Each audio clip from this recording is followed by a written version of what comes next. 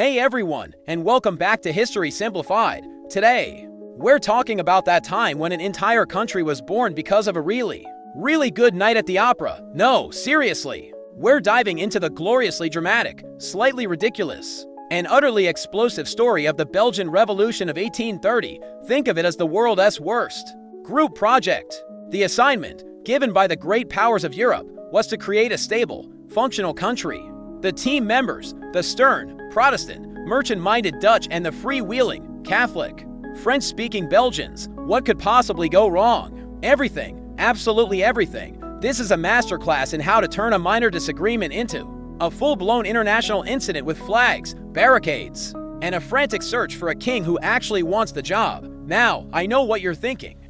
This sounds complicated, and it is. But we're here to oversimplify it with maximum sarcasm and energy. That's our brand. So, before the inevitable betrayal starts, if you enjoy this highly inaccurate but fun version of history, please hit that like and subscribe button. Seriously, it helps us buy more silly hats for the next video, and frankly, my Napoleon hat is looking a bit frayed. Alright, grab some popcorn. Things are about to get unnecessarily complicated. Our story begins in 1815, in the smoldering, confetti-strewn hangover of the Napoleonic Wars. Europe's biggest names, Britain, Austria, Prussia, and Russia had finally managed to shove Napoleon Bonaparte into his first, rather temporary, retirement. The continent was a mess. Borders were a suggestion, thrones were empty, and everyone was exhausted from the decades of non-stop, world-spanning conflict. It was time for the winners to sit down in the world. As most consequential potluck dinner, the Congress of Vienna, their goal was simple. In a ridiculously ambitious, map-drawing kind of way, they wanted to create a balance of power, a geopolitical Jenga tower so perfectly constructed that no single country could ever get swole enough to pull a Napoleon again.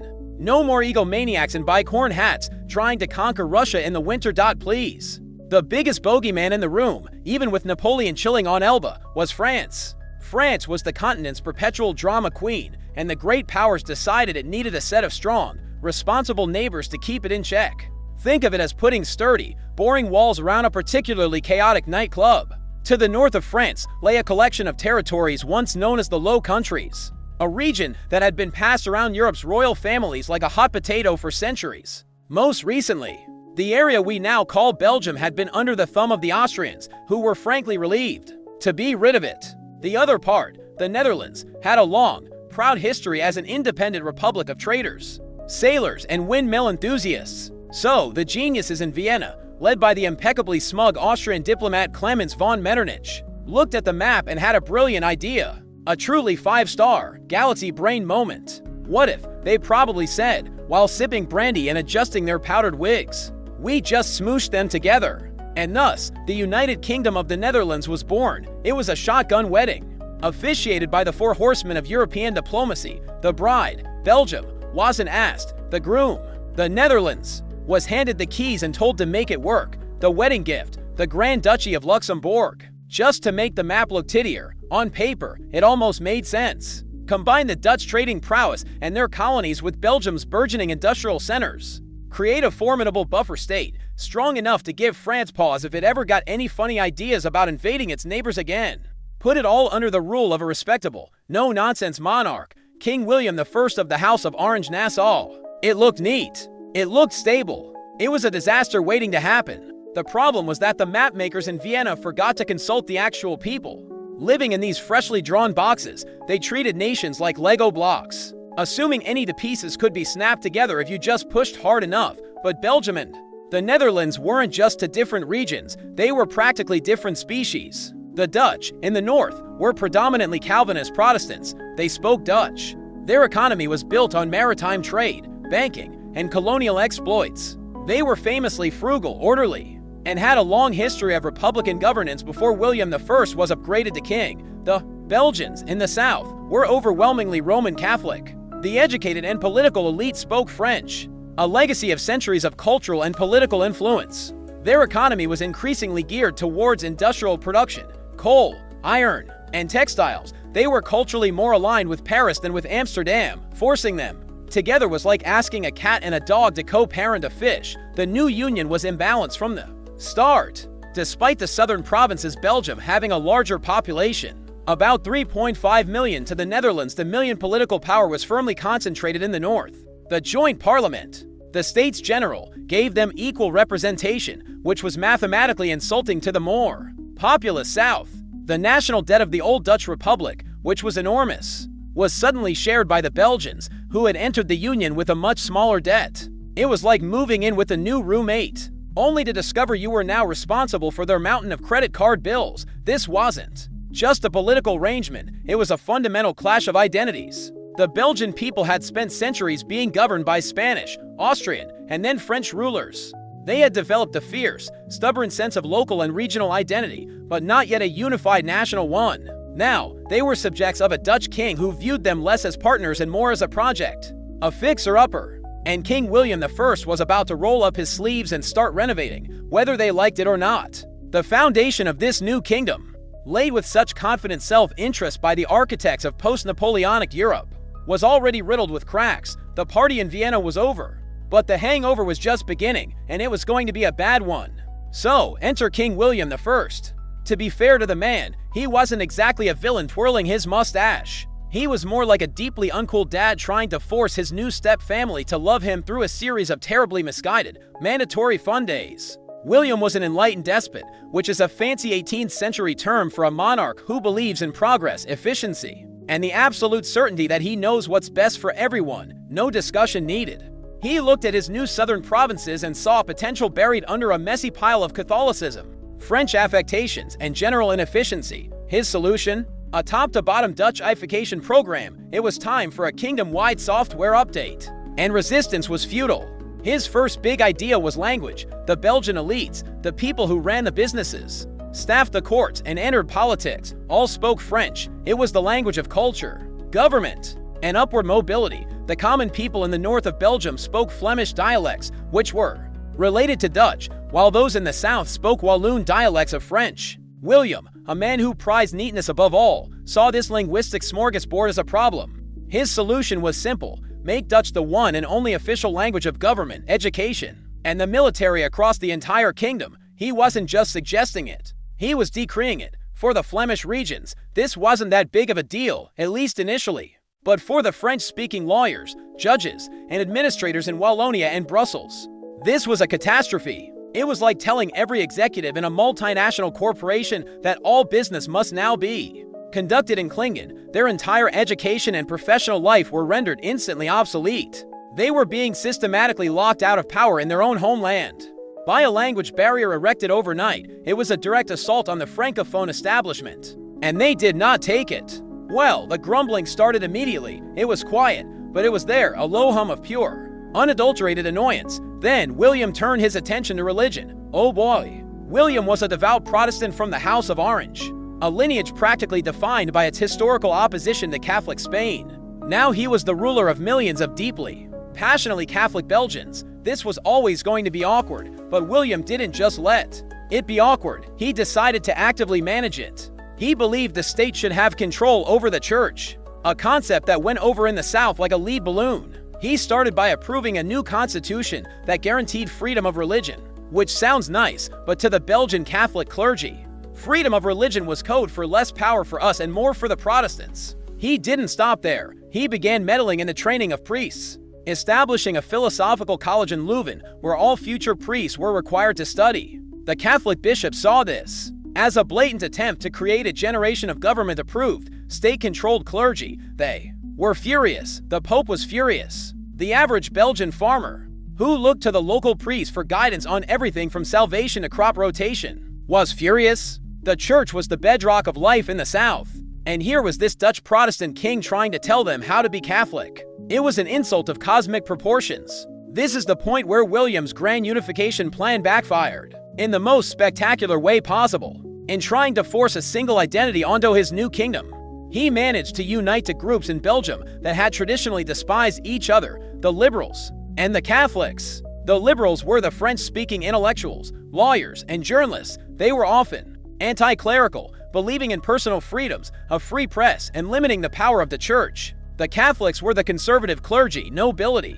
and rural masses who wanted to preserve the church's power in traditional social structures. These two factions should have been natural enemies. But then William came along. The liberals were outraged by his restrictions on press freedom and his autocratic style of rule. The Catholics were outraged by his interference in their religion. Suddenly, they looked at each other across a crowded room of discontent and realized they had a common enemy. The liberals wanted freedom of the press, and the Catholics wanted freedom of education. They decided they could probably get both if they teamed up. This bizarre political alliance, known as the Union of Oppositions or Unionism, was born in the mid-1820s. It was a marriage of convenience, a tactical alliance forged in the fires of shared frustration. They began publishing petitions, writing scathing newspaper articles, and organizing a cohesive political front against the king's policies. The king, in his infinite wisdom, saw this growing opposition not as a sign that he should perhaps reconsider his approach, but as proof that the Belgians were just being stubborn and ungrateful,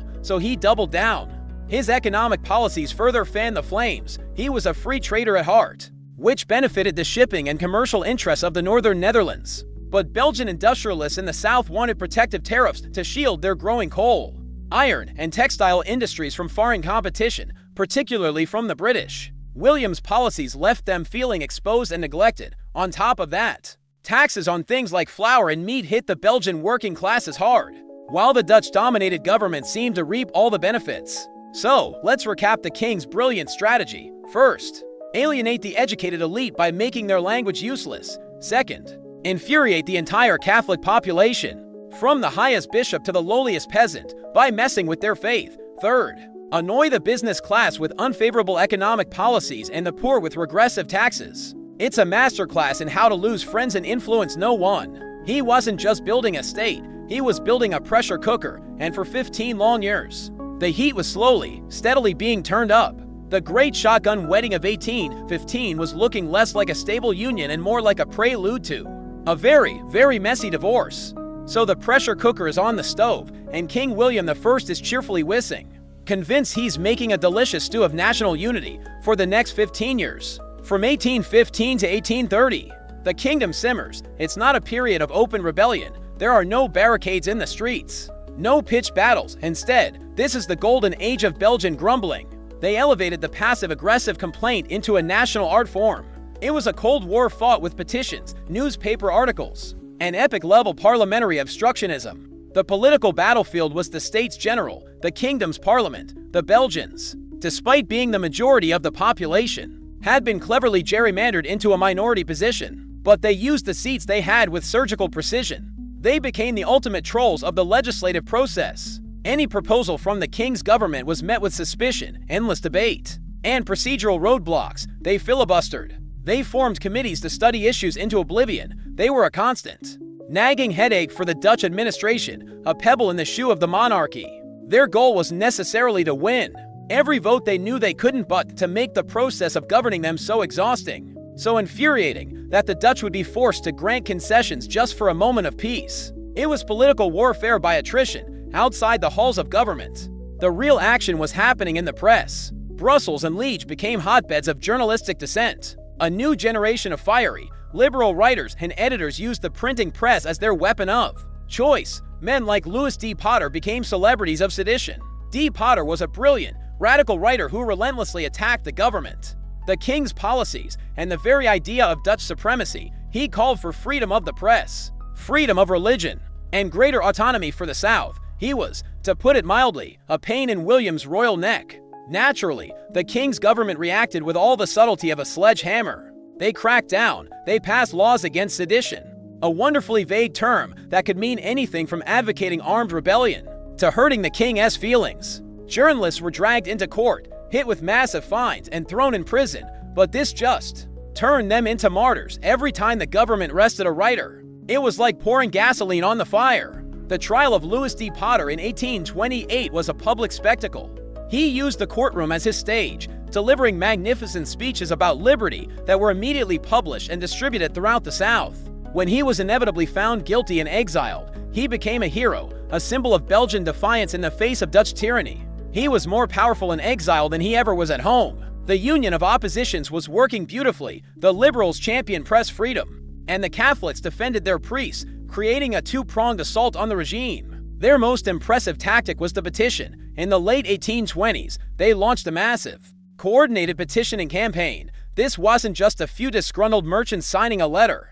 This was a nationwide movement. Priests urged their congregations to sign from the pulpit. Local leaders went door to door. The first wave in 1828 gathered over 70,000 signatures. The next year, they came back with a petition signed by a staggering 360,000 people. In a country of 3.5 million, that was an absolutely colossal number, representing a huge chunk of the literate male population. These petitions laid out their grievances in painstaking detail: the language laws, the religious meddling, the unfair taxes, the Dutch monopoly on government jobs. It was a comprehensive list of everything that was wrong with the kingdom. And what did King William do with this overwhelming display of public discontent? He ignored it. He dismissed the petitions as the work of a few malcontents and hotheads. He genuinely could not comprehend that the opposition was widespread and deeply felt. In his mind, he was a benevolent father figure, and his Belgian children were just throwing a teenage tantrum. He believed that if he just held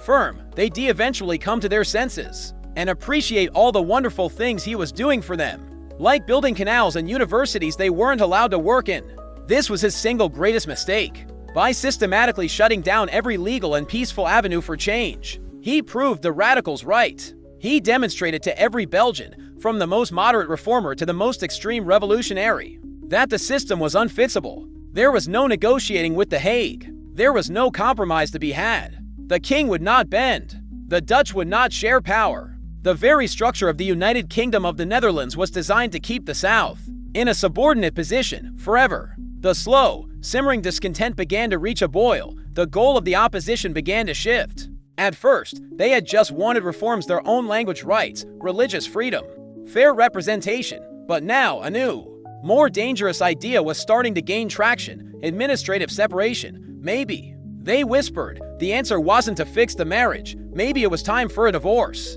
The stage was set. The Belgian people were united, organized, and thoroughly fed up. They had a list of grievances a mile long and a collection of martyred heroes to inspire them. All the ingredients for an explosion were there: the fuel of popular discontent, the oxygen of a nationalist idea, and the confinement of an oppressive regime. All it needed now was a spark, and that spark was about to be lit, not in Brussels, but 80 miles to the south, in the revolutionary heart of Europe, Paris. And then, in July 1830, Paris did what Paris does best. It had a revolution. You know how they say, when Paris sneezes, Europe catches a cold. Well, in this case, Paris didn't just sneeze. It launched a full-blown, phlegm-rattling, fever dream of a cough right in the face of monarchical Europe. And Belgium was about to get pneumonia. The situation in France was, in its own way, a mirror of the Belgian problem. After Napoleon was finally dealt with for good at Waterloo, the Bourbon monarchy had been restored. But the new king, Charles X, who took the throne in 1824, was a piece of work. He was an ultra-royalist, a man who looked at the French Revolution and thought, that was a lovely start, but what we really need is more absolute monarchy. He was trying to drag France, kicking and screaming, back to the 18th century. He reinstated privileges for the old aristocracy, increased the power of the Catholic Church, and generally acted like the last 40 years of history had been a minor inconvenience. The French people, who had, invented the modern revolution, were not amused. Tensions simmered for years until late July 1830, when Charles X decided to go for broke. He issued a set of royal decrees known as the July Ordinances. These were a political suicide note. He suspended the freedom of the press, dissolved the newly elected Chamber of Deputies because he didn't like the results, and drastically changed the electoral laws to disenfranchise the wealthy bourgeoisie who opposed him. He basically took the French Constitution, set it on fire, and then tried to warm his hands by the blaze. Paris exploded, not metaphorically, literally. The reaction was instantaneous. On July 27th, the printing presses, which Charles had tried to silence, began churning out revolutionary pamphlets. The next day, the city was an impassable maze of barricades. Cobblestones were ripped from the streets, furniture was thrown from windows, and wagons were overturned to create makeshift fortresses. Students, shopkeepers, unemployed workers, and even disgruntled former soldiers of Napoleon's army, everyone with a grievance, which was pretty much everyone, took to the streets. The tricolor flag, the banned symbol of the 1789 revolution, reappeared everywhere for 3 days. The Trois Glorieuses, or 3 glorious days. Paris was a war zone. The royal troops, unenthusiastic and poorly led, were overwhelmed by the sheer fury of the populace. It was over almost as quickly as it began. By July 29th, The revolutionaries had taken control of the city. Charles X, seeing that the game was up, abdicated and fled to England with the speed of a man who very much remembered what had happened to his ancestor Louis XVI. The revolution was a success, but crucially, it didn't spiral into the radical chaos of the 1790s. The liberal politicians and bankers who had helped steer the uprising quickly moved to control the outcome. They didn't want a republic that was too messy, too unpredictable. Instead, they offered the throne to a new, more pliable monarch, Louis Philippe, from the Orleans branch of the royal family. He happily accepted the title King of the French, not King of France, a subtle but hugely important distinction. He would rule by the will of the people, not by divine right. He was the citizen king. News of this stunningly fast and successful revolution spread across Europe at the speed of the mail coach, and it landed in Brussels like a lit match in a fireworks factory. Every Belgian liberal, every student, every disgruntled worker read the reports from Paris with wide-eyed excitement. The message was intoxicatingly clear. It can be done. A deeply unpopular, out-of-touch monarch can be overthrown by the will of the people. And it doesn't have to end in a reign of terror. It can result in a sensible, constitutional monarchy. Just with a better king, the French had provided a blueprint. The psychological impact cannot be overstated.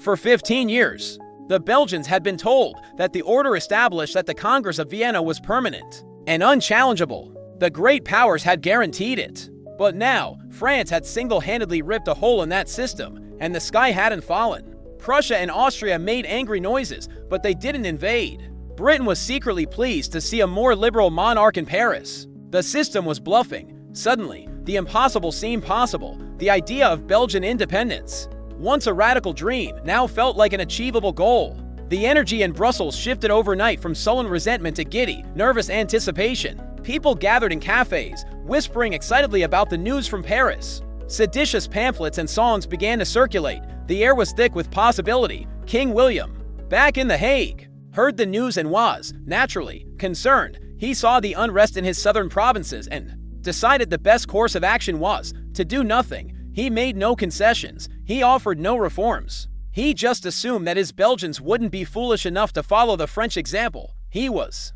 as usual, completely wrong. The fuse had been lit in Paris. It was now sizzling its way north, straight towards the heart of Brussels. All it needed was one more push, one final, dramatic moment to turn all that revolutionary fervor into a single, unstoppable explosion. That moment would come, of all places, at the Opera. The date is August 25, 1830. The city of Brussels is a tinderbox.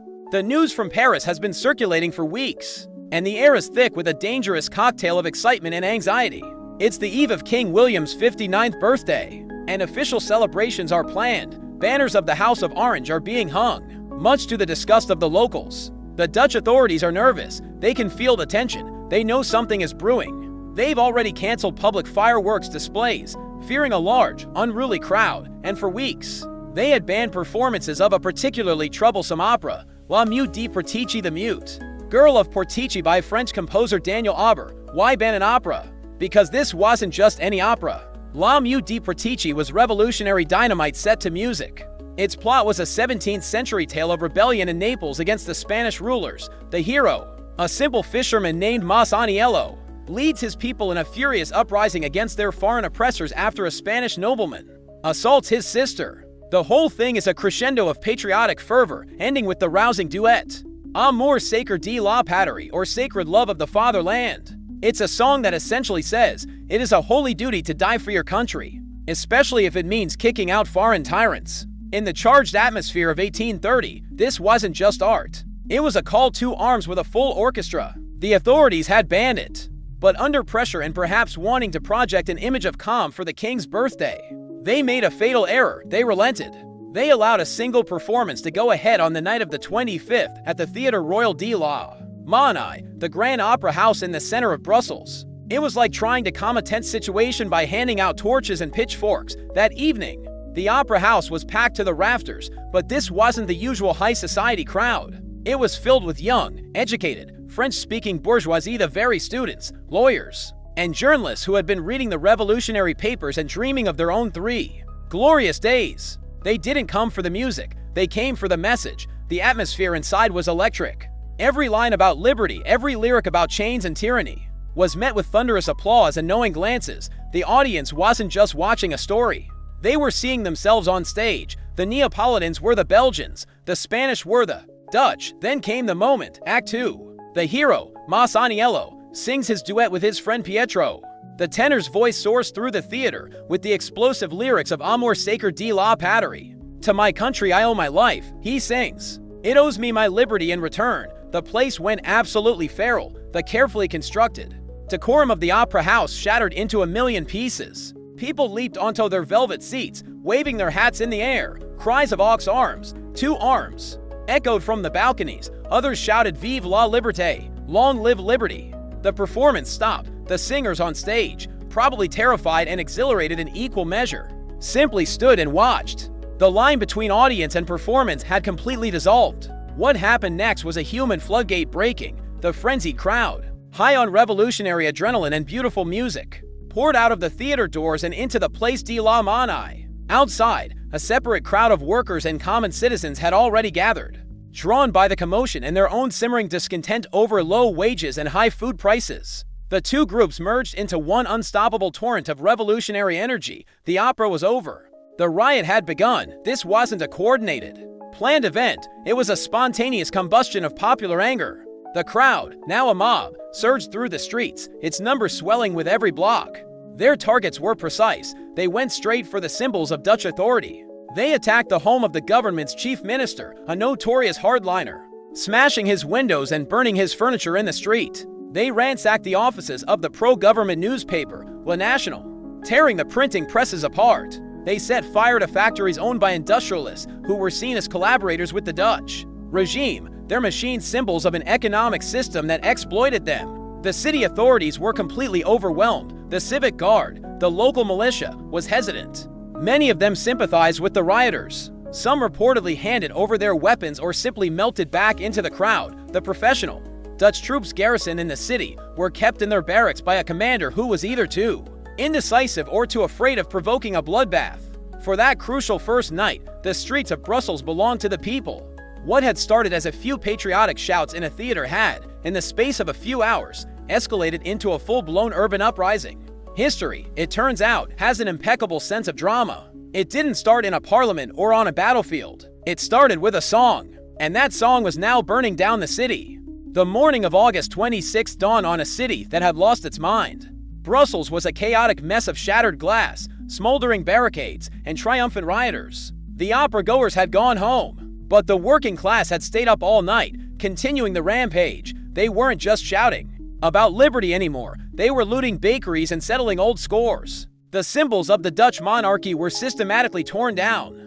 The royal coat of arms was chiseled off buildings. Banners of the House of Orange, hung for the king's birthday, were used to fuel bonfires. The Dutch authorities were nowhere to be seen, having apparently decided that discretion was the better part of not getting pelted with cobblestones. Brussels was effectively a lawless zone. This created a huge problem for the well-dressed liberal gentlemen who had started this whole mess. They had wanted a political protest, a show of force to scare the king into granting concessions. They did not want a full-blown social revolution where the angry poor started eyeing their fancy townhouses. An uncontrolled mob is bad for property values. So, with the Dutch government in hiding, a group of prominent citizens, nobles, and intellectuals decided to take matters into their own hands. It was the ultimate fine, I'll do it myself moment. They formed a civic guard or burger guard, a citizen militia. On the surface, their mission was to restore order and protect private property. And they did. They patrolled the streets, disarmed the more radical elements of the mob,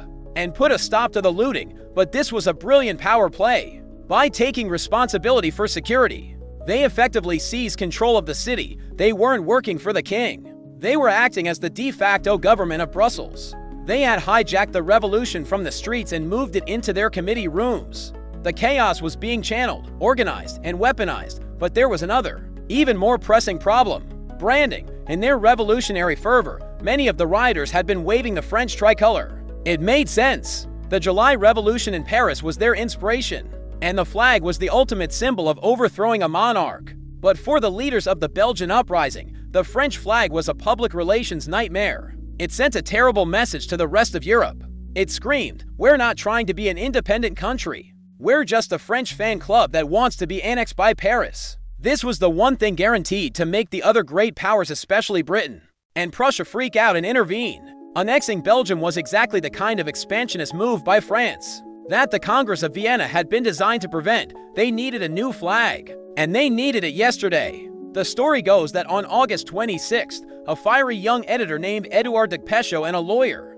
Lucien Jotrin, were in a meeting at the city hall. Watching the French flags multiplying in the square below with growing horror, someone realized they needed a symbol that was distinctly Belgian. They looked back in their own history to a previous, less successful uprising against the Austrians in 1789 known as the Brabant Revolution. The flag of that revolt had used the colors of the coat of arms of the Duchy of Brabant: black, yellow, and red. Perfect. It was historical, it was local, and most importantly, it wasn't French. According to legend, de Péchot and a few others rushed to a nearby fabric shop, bought bolts of black, yellow, and red cloth, and a seamstress, a Mrs. Mary Abts, hastily stitched them together. The original design was horizontal, like the modern German flag, not the vertical one they have.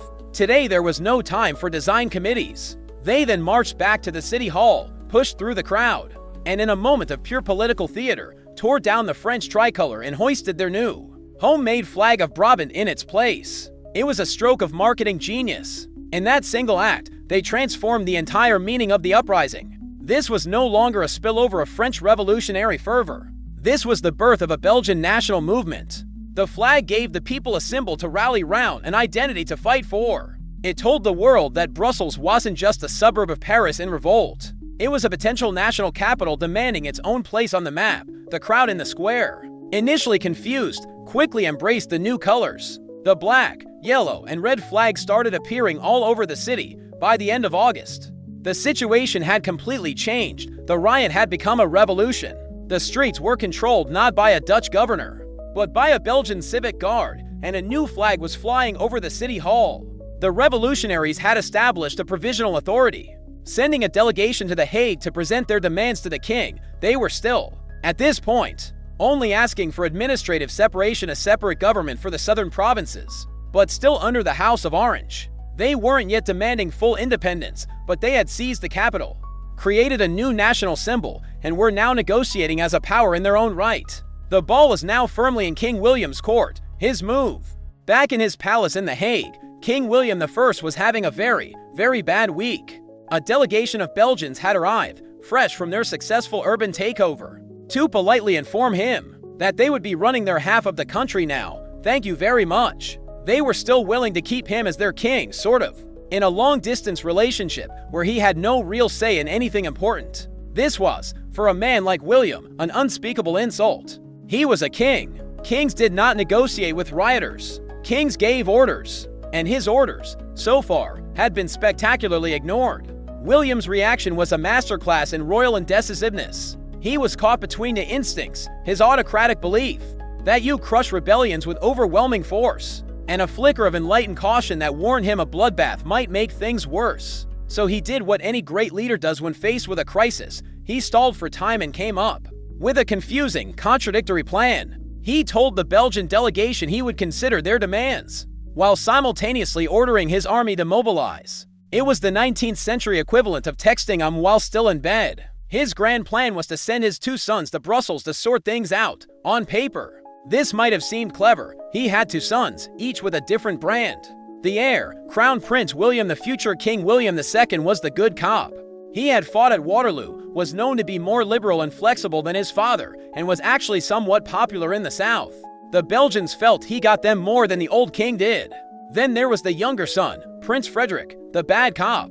He was a by-the-book military commander, stern and inflexible. The king's brilliant idea was to send them both, at the head of a 6,000-man army, to restore order. This is, and I cannot stress this enough, a terrible way to handle a delicate negotiation. It's like sending a marriage counselor to a couple's therapy session accompanied by a SWAT team. The message it sends is, let's talk about our feelings, and if I don't like what I hear, my brother here will have his soldiers open fire. In early September, the princes arrived at the gates of Brussels. The army, under Prince Frederick's command, set up camp just outside the city, their cannons pointing ominously at the walls. The message was clear. Then, on September 1st, Crown Prince William, the good cop, rode into the city alone to begin negotiations. He was met not by a chaotic mob, but by the leaders of the civic guard, who were now the established authority.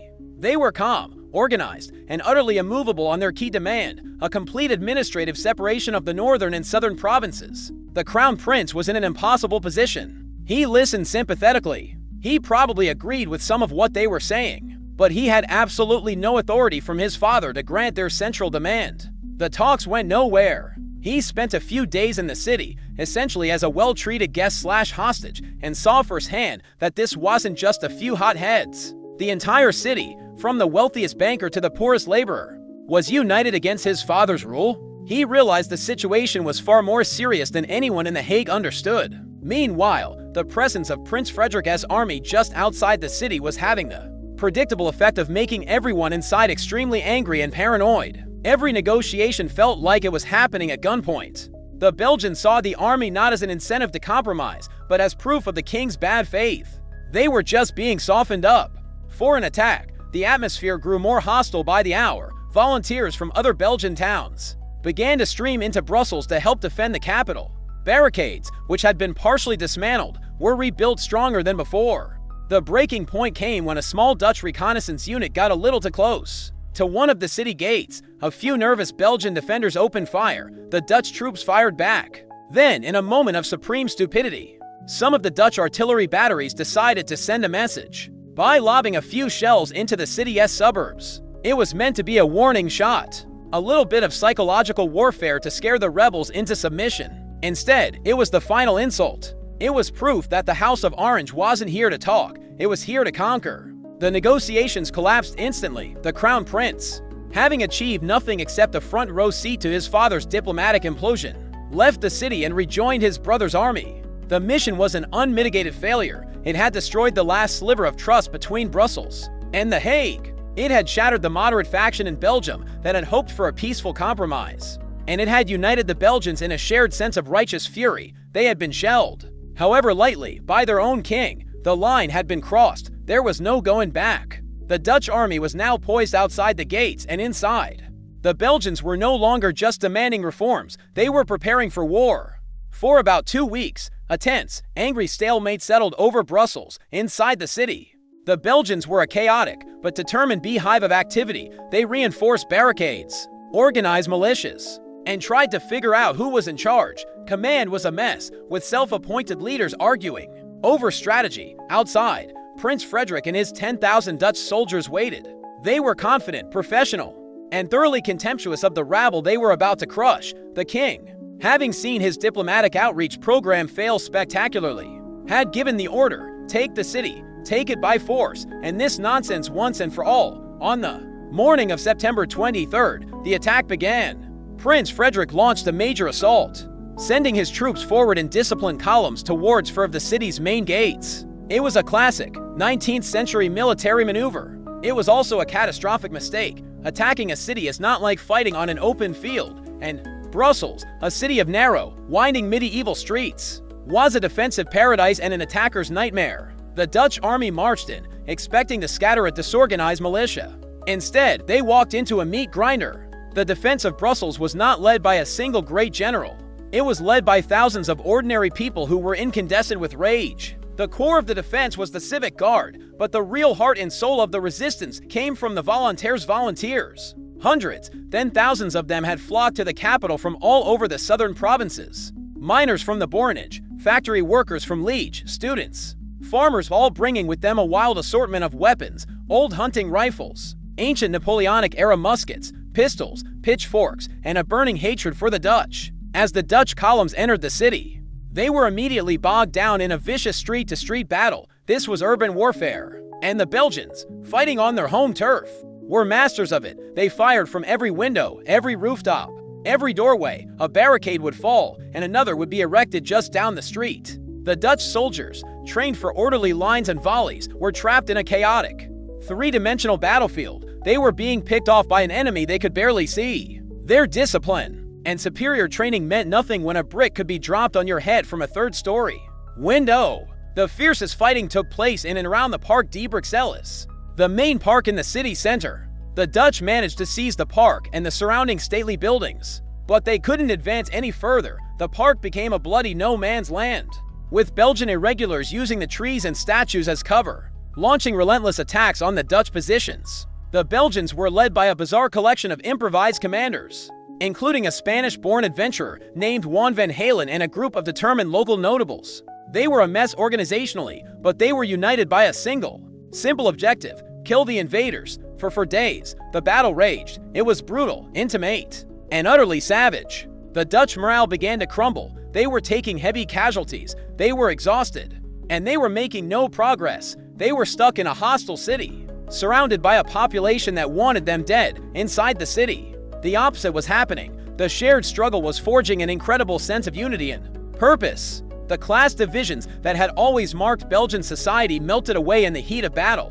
The top-hatted bourgeois fought alongside the cloth-capped worker, passing ammunition and shouting encouragement. They were no longer Flemings or Walloons, liberals or Catholics. They were Belgians, and they were winning. By the night of September 26th, Prince Frederick knew the game was up. His army was demoralized, his officer corps was decimated, and his position was untenable. He had completely underestimated the enemy. This wasn't a mob, it was a popular army, facing the humiliating prospect of having his entire force encircled and annihilated. He gave the order to retreat. Under the cover of darkness, the Dutch army slipped out of the park, out of the city, and began the long, miserable march back north. The dawn of September 27th revealed an astonishing sight.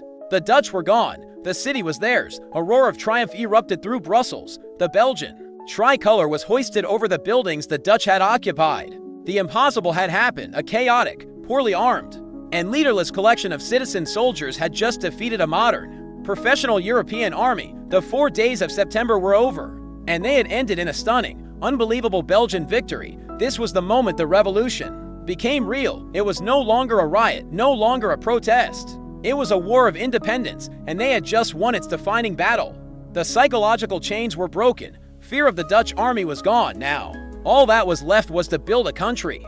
The Dutch army was gone, leaving behind a trail of wounded pride and abandoned equipment.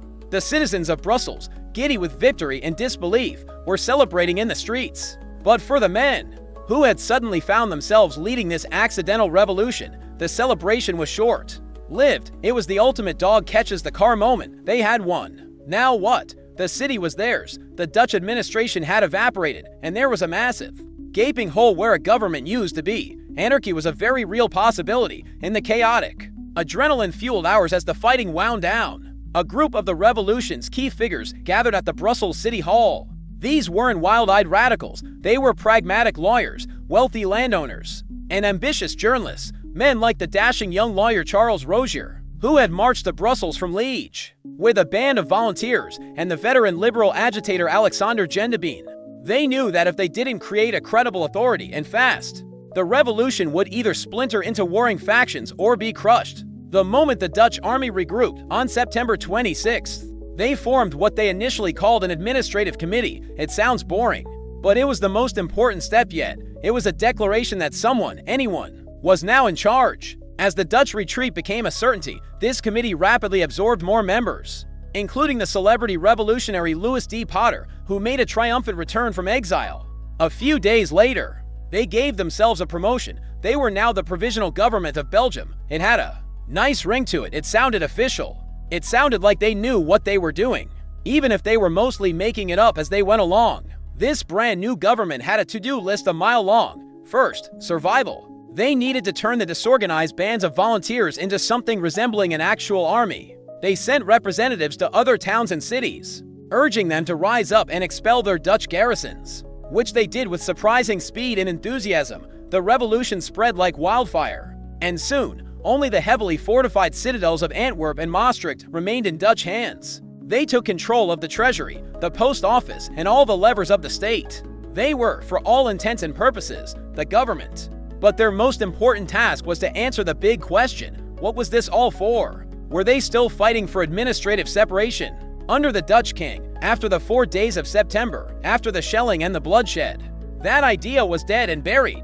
The king hadn't just ignored their petitions, he had sent an army to kill them in their homes. There was no going back. The only option left on the table was the most radical one of all: complete and total independence. So, on October 4, 1830, Just 1 week after the Dutch retreat, the provisional government gathered its courage, took a deep breath, and made the leap. They issued a formal decree, a political earthquake into short articles.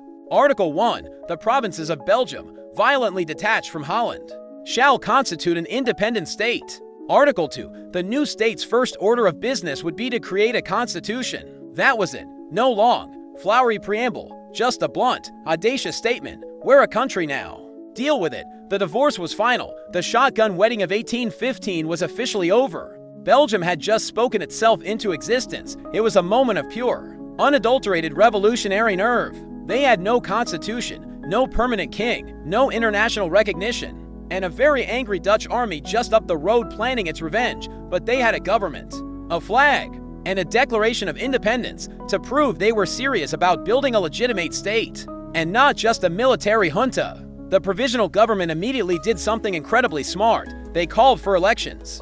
They announced that a national congress would be elected by the people, well, by the wealthy, property-owning slice of the people.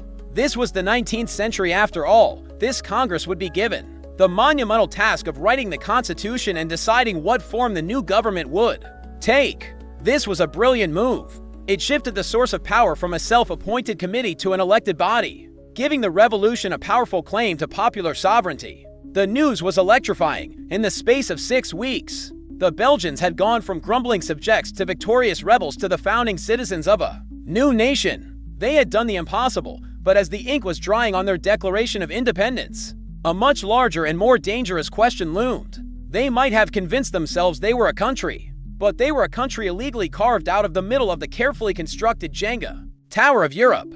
And the landlords of that tower, Britain, France, Prussia, Austria, and Russia, were now turning their gaze towards this noisy, disruptive new tenant. And they did not look pleased.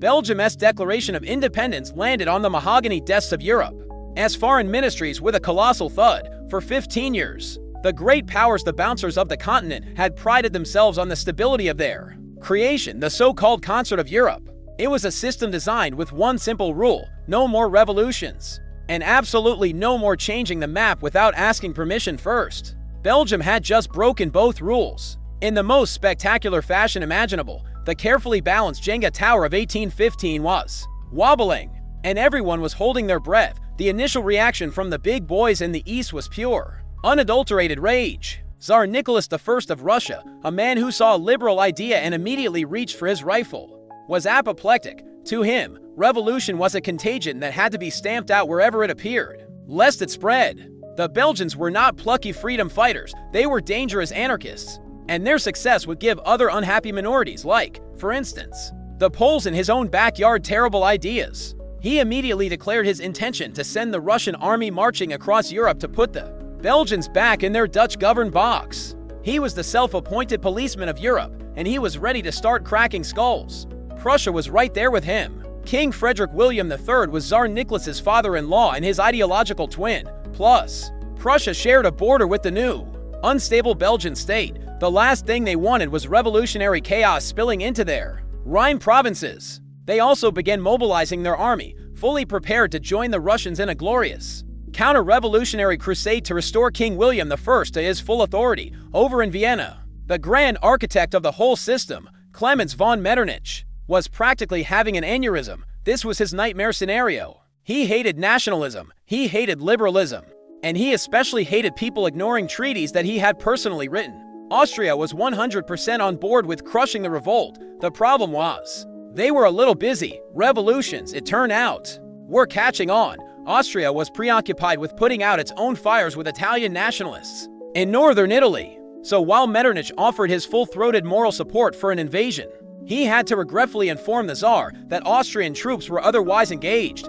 So, the three great conservative monarchies of the East were united, in principle at least. If it were up to them, Belgian independence would have been a historical footnote, a brief, bloody affair ending with the Prussian army in Brussels by Christmas. But then there were the powers in the West. France was the real wild card. The new king, Louis Philippe, was walking a diplomatic tightrope over a canyon of fire. He was king only because of a revolution, so he could hardly condemn the Belgians for following his example. The French people were overwhelmingly pro-Belgian. They saw the revolution as a brilliant sequel to their own a victory for liberty and a blow against the hated treaties of 1815. If Louis Philippe had joined an invasion of Belgium, he would have had another revolution on his hands in Paris. On the other hand, he was desperate to convince the other monarchs of Europe that he wasn't a dangerous radical. He craved their acceptance. His big fear was that the Belgian crisis would escalate into a general European war, a war that France was not ready for and that his fragile throne might not survive. So he played a double game. He gave public support to the Belgians, while privately assuring the other powers he wanted a peaceful, negotiated solution. And that left the final, crucial player, Great Britain. The British Foreign Minister, Lord Palmerston, was a master of pragmatic, utterly unsentimental geopolitics. He didn't care about the sacred rights of monarchs or the spirit of revolution. He cared about British interests, and British interests were twofold. First, under no circumstances could France be allowed to annex or dominate Belgium. The port of Antwerp, just across the Channel, was famously described as a pistol pointed at the heart of England. A French-controlled Antwerp was a non-starter. Second, Britain wanted to avoid a major European war at all costs. War was bad for trade. Palmerston looked at the situation. The original British policy, a strong United Kingdom of the Netherlands to contain France, had clearly failed. King William had botched it. So, a new policy was needed. A Russian-Prussian invasion would probably trigger a French counter-invasion, leading to exactly the kind of catastrophic general war Britain wanted to avoid. The only logical alternative was to accept the facts on the ground. Belgium was, for all intents and purposes, independent. The challenge was to manage that independence in a way that didn't empower France or set the continent on fire. The split between the powers was Belgium's salvation. The Eastern courts wanted to invade France and Britain wanted to negotiate. Since Britain held the financial power and France had the army closest to the action, they effectively held a veto over any military intervention. The Tsar could rattle his saber all he wanted, but he wasn't about to march his army 1,500 miles across Europe if the other powers weren't on board.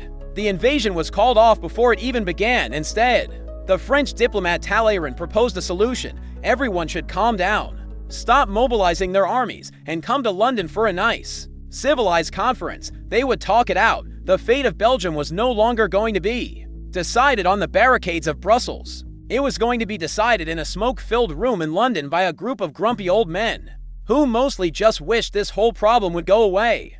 And so, in November 1830, the action shifts from the muddy barricades of Brussels to the plush, carpeted drawing rooms of London. The great diplomatic circus, the Conference of London, was officially in session. Imagine the world's most powerful, dysfunctional homeowners association being called to an emergency meeting. The agenda: a rogue tenant Belgium has not only violated the community bylaws, the treaties of 1815, but has also declared their half of a duplex an entirely new, independent property and is refusing to pay their fees. It's a mess. The board members gathered at the British Foreign Office. You had Lord Palmerston for Great Britain, playing the exasperated Hoa president just trying to keep the peace and protect property values. You had the legendary Charles Maurice de Talleyrand for France, the sly old fox of European diplomacy, a man who had served literally every French regime for the last 40 years. He was the guy in the meeting publicly agreeing with the president while secretly trying to get the bylaws changed to benefit himself. And then you had the grumpy old guard, the representatives from Prussia, Austria, and Russia. They were the sticklers for the rules, furious that the bylaws were being challenged at all and convinced that the only solution was a swift and punitive eviction. Notice who wasn't at the main table: the Dutch and the Belgians, the two parties whose fate was actually being decided. They were occasionally allowed to sit in the hallway, sending in memos and being called in to state their case. But the actual decisions were being made for them by the five great powers. It was the height of 19th century paternalism. Don't you to worry your pretty little heads about it. The grown-ups will sort this out. The first order of business was to stop the shooting. While the diplomats were sipping tea, the brand new Belgian army and the regrouped Dutch forces were still taking potshots at each other across the new, unofficial border. This was inconvenient, so the conference's first act was to impose an armistice. They drew a line on a map, the old 1790 border between the Austrian Netherlands and the Dutch Republic, and told both sides to stop fighting and pull their troops back. This was, in itself, a massive victory for the Belgians. By ordering an armistice, the great powers were implicitly recognizing the provisional government in Brussels as a legitimate, sovereign entity. You don't sign an armistice with a random mob, you sign it with a government that controls an army. King William was furious. As far as he was concerned, this was a domestic police action. And now these international busybodies were treating the rebels as his equals, the Belgians. On the other hand, were thrilled. They had a seat in the waiting room, and their existence had just been tacitly acknowledged. With the shooting paused, the real horse trading began. The Russians and Prussians were still grumbling, demanding that the conference's only goal should be to find a way to staple Belgium back onto the Netherlands. But they had a problem. In late November 1830, a massive uprising against Russian rule broke out in Poland. Suddenly, Tsar Nicholas I had a full-blown revolution in his own empire to deal with. The giant Russian army he had threatened to send to Brussels was now urgently needed in Warsaw. The Polish uprising was a disaster for the Poles, but it was a godsend for the Belgians. It effectively took the most powerful and aggressive opponent of their independence completely off the board, with Russia distracted and Prussia unwilling to act alone. The balance of power in the conference tilted decisively towards Britain and France. Palmerston and Talleyrand were now in the driver's seat. They convinced the others that restoring the old United Kingdom of the Netherlands was impossible. The divorce was real, and it was permanent. Trying to force them back together would only lead to endless war and instability, which was the one thing everyone wanted to avoid. So, on December 20th, 1830, the conference issued its most important decision yet. It was a protocol that formally recognized the dissolution of the United Kingdom of the Netherlands and accepted the principle of Belgian independence. It was a diplomatic earthquake. The creation of the great powers at Vienna in 1815 had now been officially dismantled by those same powers just 15 years later. The Belgian representatives in London were overjoyed. The Dutch king was apoplectic. He felt utterly betrayed. The very powers who had given him Belgium were now taking it away. But accepting the principle of independence was the easy part. It was like the whole board agreeing, okay, fine, the duplexes now to separate houses. Now came the nightmare of sorting out the details. Who gets the garden? Who's responsible for the shared driveway? Who gets custody of Luxembourg? And most importantly, how are they going to split up the massive mortgage that the Dutch had run up? The fundamental question was no longer if Belgium would exist. The question now was what this new Belgium would look like. And every single detail was about to become a subject of bitter, protracted, and mind-numbingly complex negotiation. The war of bullets was over for now. The war of words had just begun. While the diplomats in London were busy arguing about borders and debt, the Belgians back in Brussels were getting on with the business of building a country. In November 1830, the newly elected National Congress convened. It was a collection of about 200 of the country's finest lawyers, landowners, and liberal thinkers. And they had the massive items on their agenda: write a constitution and find a king. First, the Constitution. In a burst of revolutionary energy, they drafted one of the most liberal, forward-thinking constitutions in the world at the time. It enshrined freedom of the press, freedom of religion, and freedom of association. It established a parliament with real power and strictly limited the authority of the monarch. It was a beautiful document, a testament to their liberal ideals. Then came the hard part. Who was going to be the head of this shiny new state? There was a small faction of radicals who argued for a republic, but the vast majority of the delegates knew that was a political fantasy. In the 1830s, republic was still a dirty word in the courts of Europe. It brought back terrifying memories of Robespierre, the guillotine, and Napoleon. Declaring a republic would be like showing up to a stuffy, aristocratic dinner party wearing a punk rock t-shirt. It would instantly alienate every major power and would be seen as a direct provocation, especially by the conservative Eastern courts. Prussia and Austria would have an excuse to invade. So, a republic was out. It had to be a monarchy. They needed a king to be seen as legitimate, to join the exclusive club of European nations. And so began the 19th century equivalent of a desperate international talent search. Belgium was a startup, and it needed a CEO. They posted the job opening on the royal equivalent of LinkedIn. Seeking experienced monarch, must have respectable lineage, ability to speak French a plus, must be willing to work with a constitution that severely limits your power. Oh, and you have to be approved by our 5 very difficult and mutually suspicious international investors. The candidate search was a diplomatic nightmare. The new king couldn't be a nobody, but he also couldn't be from one of the major royal houses. A Prussian king, the French would never accept it. An Austrian, nope. A Russian, absolutely not. The choice of king would signal the new country's foreign policy alignment. And everyone was watching. The Belgians' first and most obvious choice was a Frenchman. An alliance with their powerful southern neighbor seemed like the best way to guarantee their security. So, in February 1831, the National Congress officially elected Louis, Duke of Nemours, the second son of the French King Louis Philippe, as their new king of the Belgians. It made perfect sense. From their perspective, it was a huge compliment to France and a clear signal of friendship. The news was received in London with absolute horror. Lord Palmerston nearly choked on his tea. This was the one thing Britain would not tolerate. A French prince on the Belgian throne was, in his eyes, just a French annexation in slow motion. It would give France effective control of Antwerp and the strategically vital coastline. Palmerston immediately sent a blistering note to Paris. He made it clear, in no uncertain terms, that if the Duke of Nemours accepted the Belgian crown, Great Britain would not recognize him, and it would likely mean war. King Louis Philippe was crushed. He had been secretly flattered by the offer, and the French public was ecstatic. But he was also a pragmatist. The last thing his new, fragile monarchy needed was a war with Great Britain. With a heavy heart, he did the only thing he could. He rejected the offer on his son's behalf. He wrote a polite letter to the Belgians, thanking them for the honor, but regretfully declining. The Belgians were humiliated and back to square one. Rejection number one. They had been vetoed by the international HOA. They briefly flirted with another candidate, Auguste de Beauharnais, Duke of Leuchtenberg. He was the son of Eugene de Beauharnais, Napoleon Bonaparte's stepson. This idea was also dead on arrival. The name Bonaparte, even by marriage, gave every monarch in Europe, including Louis Philippe, a severe case of political hives. So Auguste was quietly dropped. Rejection number two. The country was now in a perilous state. They were a kingdom without a king. A regency was set up to run the country temporarily. But the situation was unstable. The whole finding a monarch project was proving to be far more difficult than anyone had anticipated. They needed a compromise candidate. Someone who wasn't a French, wasn't a British, wasn't a powerful, and wasn't too obscure.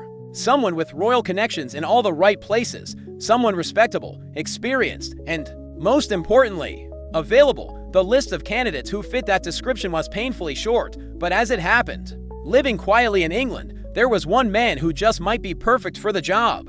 So the Belgians were in a bind.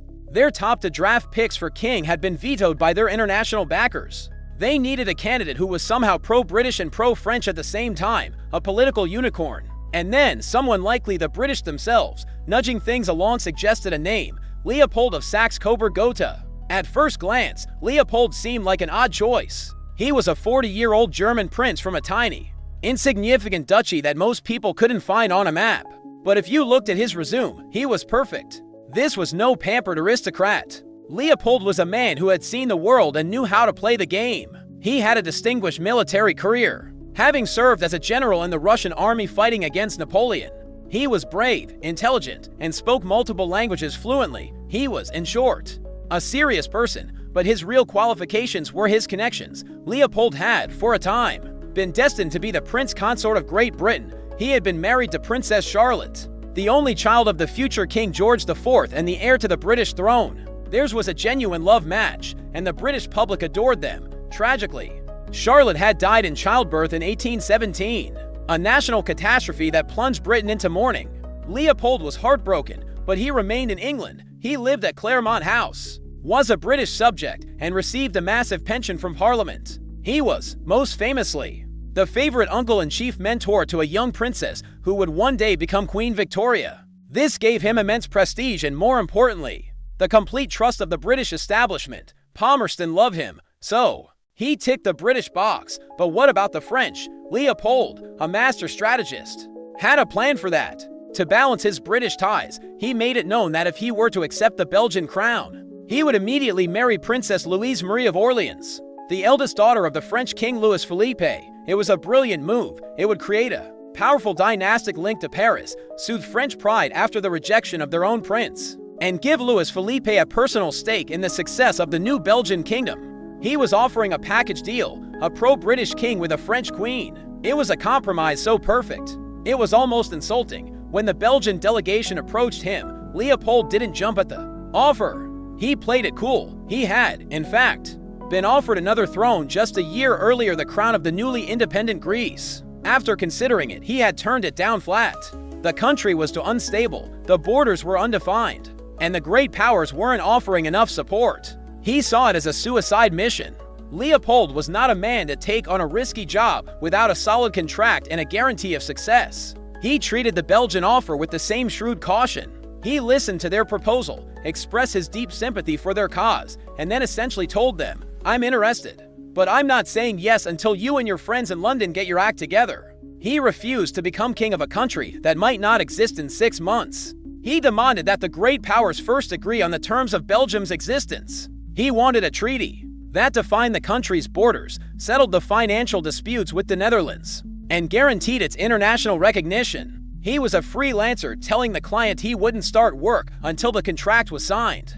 The payment was in escrow, and the project scope was clearly defined. This was a masterful power play. Leopold's conditional acceptance forced the London Conference to stop bickering and start making concrete decisions. His candidacy became the catalyst that broke the diplomatic deadlock. With a credible, universally acceptable king waiting in the wings, the diplomats were suddenly motivated to finalize a deal. In June 1831, they produced the Treaty of the 18 Articles. It was a relatively generous settlement for the Belgians, granting them most of the territory they claimed, including the contentious province of Luxembourg. The Belgian National Congress quickly approved the treaty, with his condition met.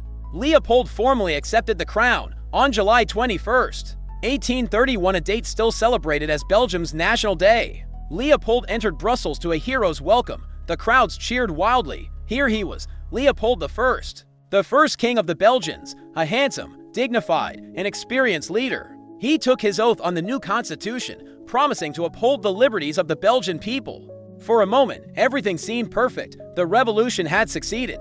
They had won their independence on the battlefield, secured it at the negotiating table, and now they had a respected king on the throne, with the backing of both Britain and France. It looked like the end of the story. It felt safe, stable, final. It was, of course, none of those things, because one person had been completely ignored in all of this: the furious, stubborn, and deeply humiliated king of the Netherlands, and he was not done fighting yet.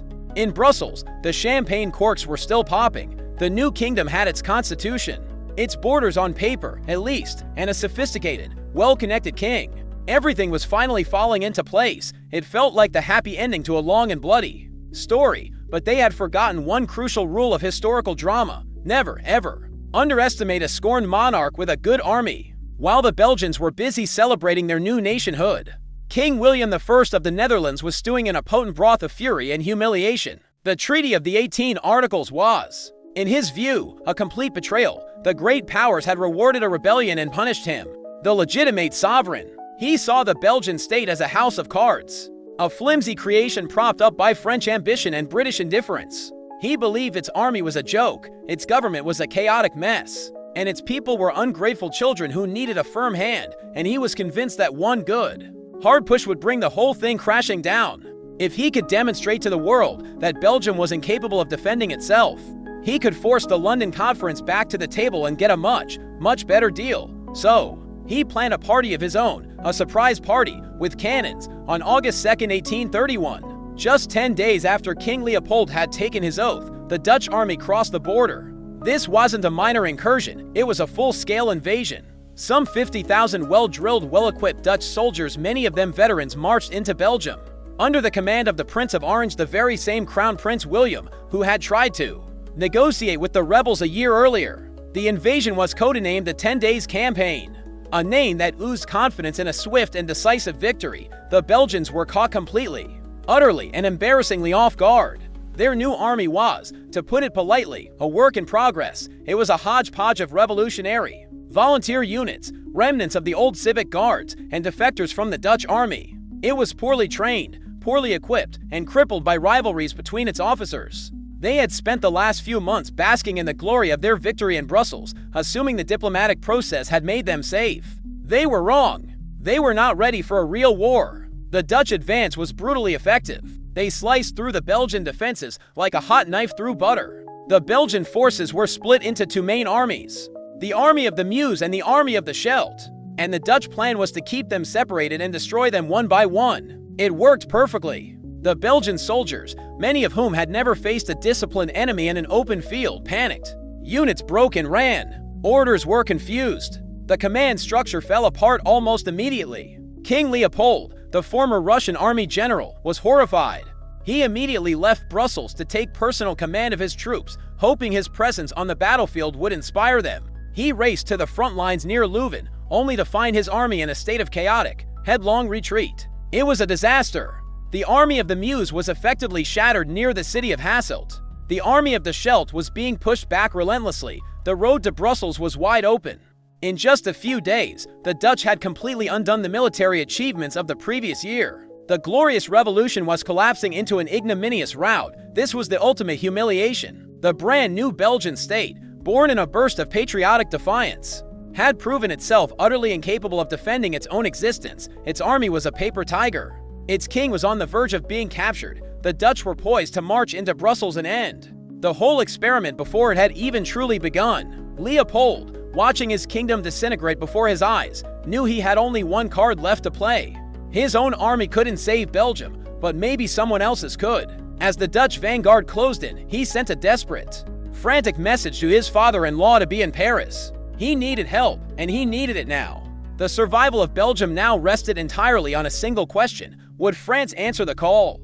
King Leopold's desperate call for help arrived in Paris and landed on the desk of King Louis Philippe for the French citizen king. This was the moment of truth. The Belgian experiment, which he had supported and which was a major source of his popularity at home, was about to be extinguished. A Dutch victory would be a disaster for him. It would be a win for the conservative monarchies, a personal humiliation, and it would leave a hostile, emboldened Dutch kingdom on his northern border. Plus, the French public, still high on their own revolutionary fumes, was clamoring for action. They saw the Belgians as their little brothers in liberty, and they were not about to stand by and watch them get beaten up. Louis Philippe didn't need much convincing. This was his chance to be a hero, to flex France's muscles on the European stage for the first time since Napoleon, and to firmly establish Belgium within his sphere of influence. He didn't hesitate. An order was dispatched with incredible speed. France had, conveniently, already assembled a formidable army of 50,000 men, the Armée du Nord, Army of the North, near the Belgian border under the command of the veteran Napoleonic general, Marshal Gerard. Their official purpose had been observation. Now, their purpose was intervention. The order was given: march. The news of the French mobilization moved faster than the army itself. It reached the Dutch headquarters just as the Prince of Orange was savoring his victory and planning his triumphant entry into Brussels. Suddenly, the entire strategic picture was turned upside down. The Dutch had come prepared to fight a disorganized, barely their Belgian army. They had not come prepared to fight the largest, most professional, and most battle-hardened army in continental Europe. To fight the French would be to start a full-scale war. A war they had no chance of winning alone. It would be an act of suicide. The Prince of Orange was furious. Victory was snatched from his grasp at the very last second. He had won every battle. His army was intact, and his objective was in sight. But geopolitics had intervened. A British diplomat rushed to the Dutch camp, carrying messages from London and Paris, urging an immediate halt to hostilities. The message was brutally clear: if you do not stop, you will have to fight the French. The Dutch army ground to a halt. The French columns, with their tricolor flags flying, were already crossing the border and marching through Belgian towns. To the cheers of the relieved populace, there was a tense standoff for a day or two, but the outcome was never in doubt. Marshal Gerard sent a polite but firm message to the Dutch commander: withdraw, or we will force you to withdraw. Checkmate. On August 12th, exactly 10 days after the invasion began, the Dutch agreed to a ceasefire and began a sullen, bitter retreat back to their own borders. They didn't have to be beaten. They just had to be shown a bigger army. The French had saved Belgium. They had marched in, scared off the bully, and hadn't even needed to fire a shot. It was a stunning display of power and efficiency. King Leopold was eternally grateful. The Belgian people were delirious with relief. Their French big brother had come to their rescue. But this rescue came with a very heavy price tag, one that wasn't paid in money. The 10 Days campaign, despite being a catastrophic military failure for Belgium, was a political disaster for the Netherlands. King William had intended to prove that Belgium was a failed state that couldn't survive on its own. He had succeeded, but with the opposite result he intended. He hadn't convinced the great powers to give Belgium back to him. He had merely convinced them that Belgium would now be a French protectorate. This was Britain's worst nightmare come true. A 50,000-man French army was now occupying Belgium.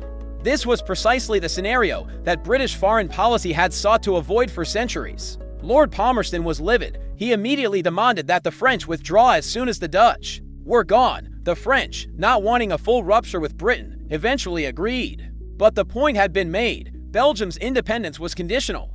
It existed because France had willed it to exist. It was saved not by its own courage, but by the strategic interests of its massive, overbearing neighbor. The 10 Days Campaign was over. Belgium had survived, but its illusion of self-reliance was shattered, and the diplomatic drama in London was about to enter a new, even more contentious phase.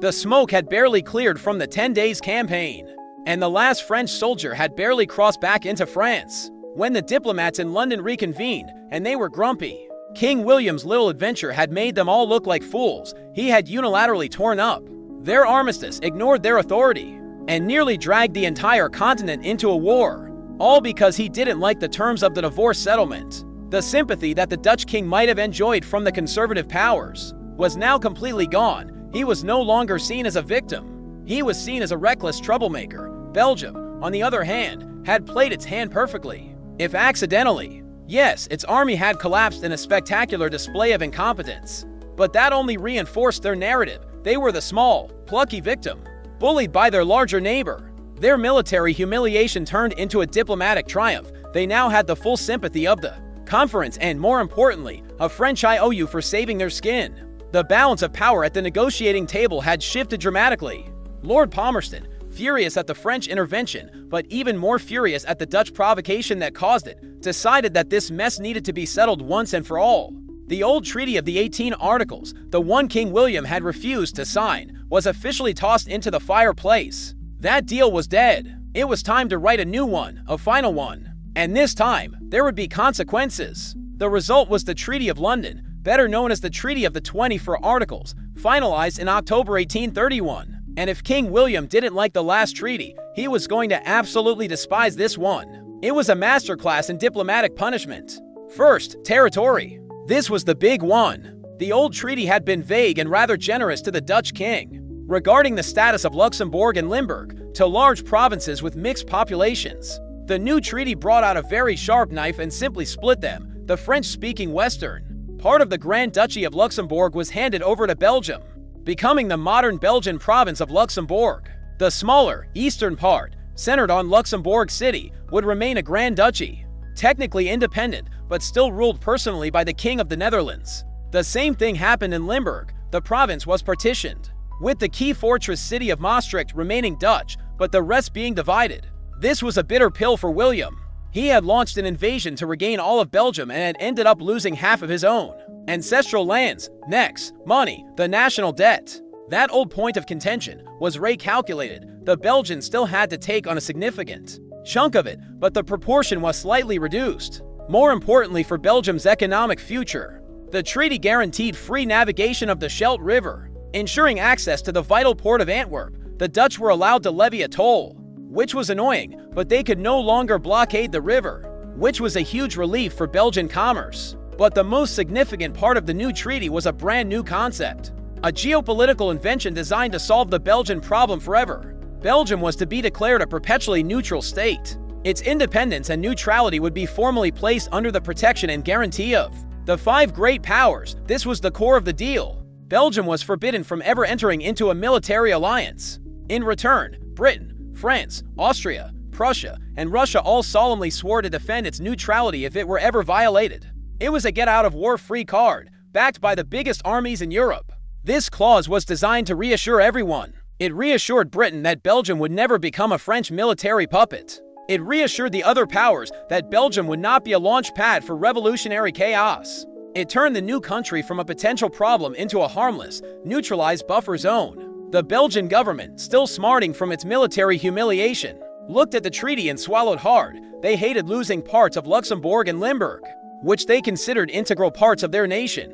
There was outrage in the Belgian press, but Leopold, the pragmatist, knew this was the best deal they were ever going to get. It was a choice between a slightly smaller country that was internationally guaranteed, or a potentially larger country that would have to fight for its existence alone. He persuaded the Belgian parliament to ratify it. It was their official, internationally recognized birth certificate, and King William, he took one look at the 24 Articles and exploded with indignation. He had won the war, yet he was being punished with a treaty far worse than the one he had rejected. He felt betrayed. Swindled and utterly defiant, he refused to sign. He refused to recognize Belgium. He refused to withdraw his troops from the one major stronghold he still held deep inside Belgian territory, the mighty citadel of Antwerp. The treaty was signed by the five powers in Belgium, but without the Dutch signature, it was just a piece of paper. And William's stubbornness was about to lead to one last, dramatic military showdown. King William's refusal to sign the treaty created a situation that was both dangerous and deeply, profoundly weird. On paper, Belgium was an independent, neutral country, recognized and guaranteed by the five most powerful nations in Europe, but in reality, there was a hostile Dutch army garrison sitting in a massive fortress right in the middle of its most important city, Antwerp. The Dutch flag flew defiantly over the citadel, its cannons aimed directly at the heart of the city.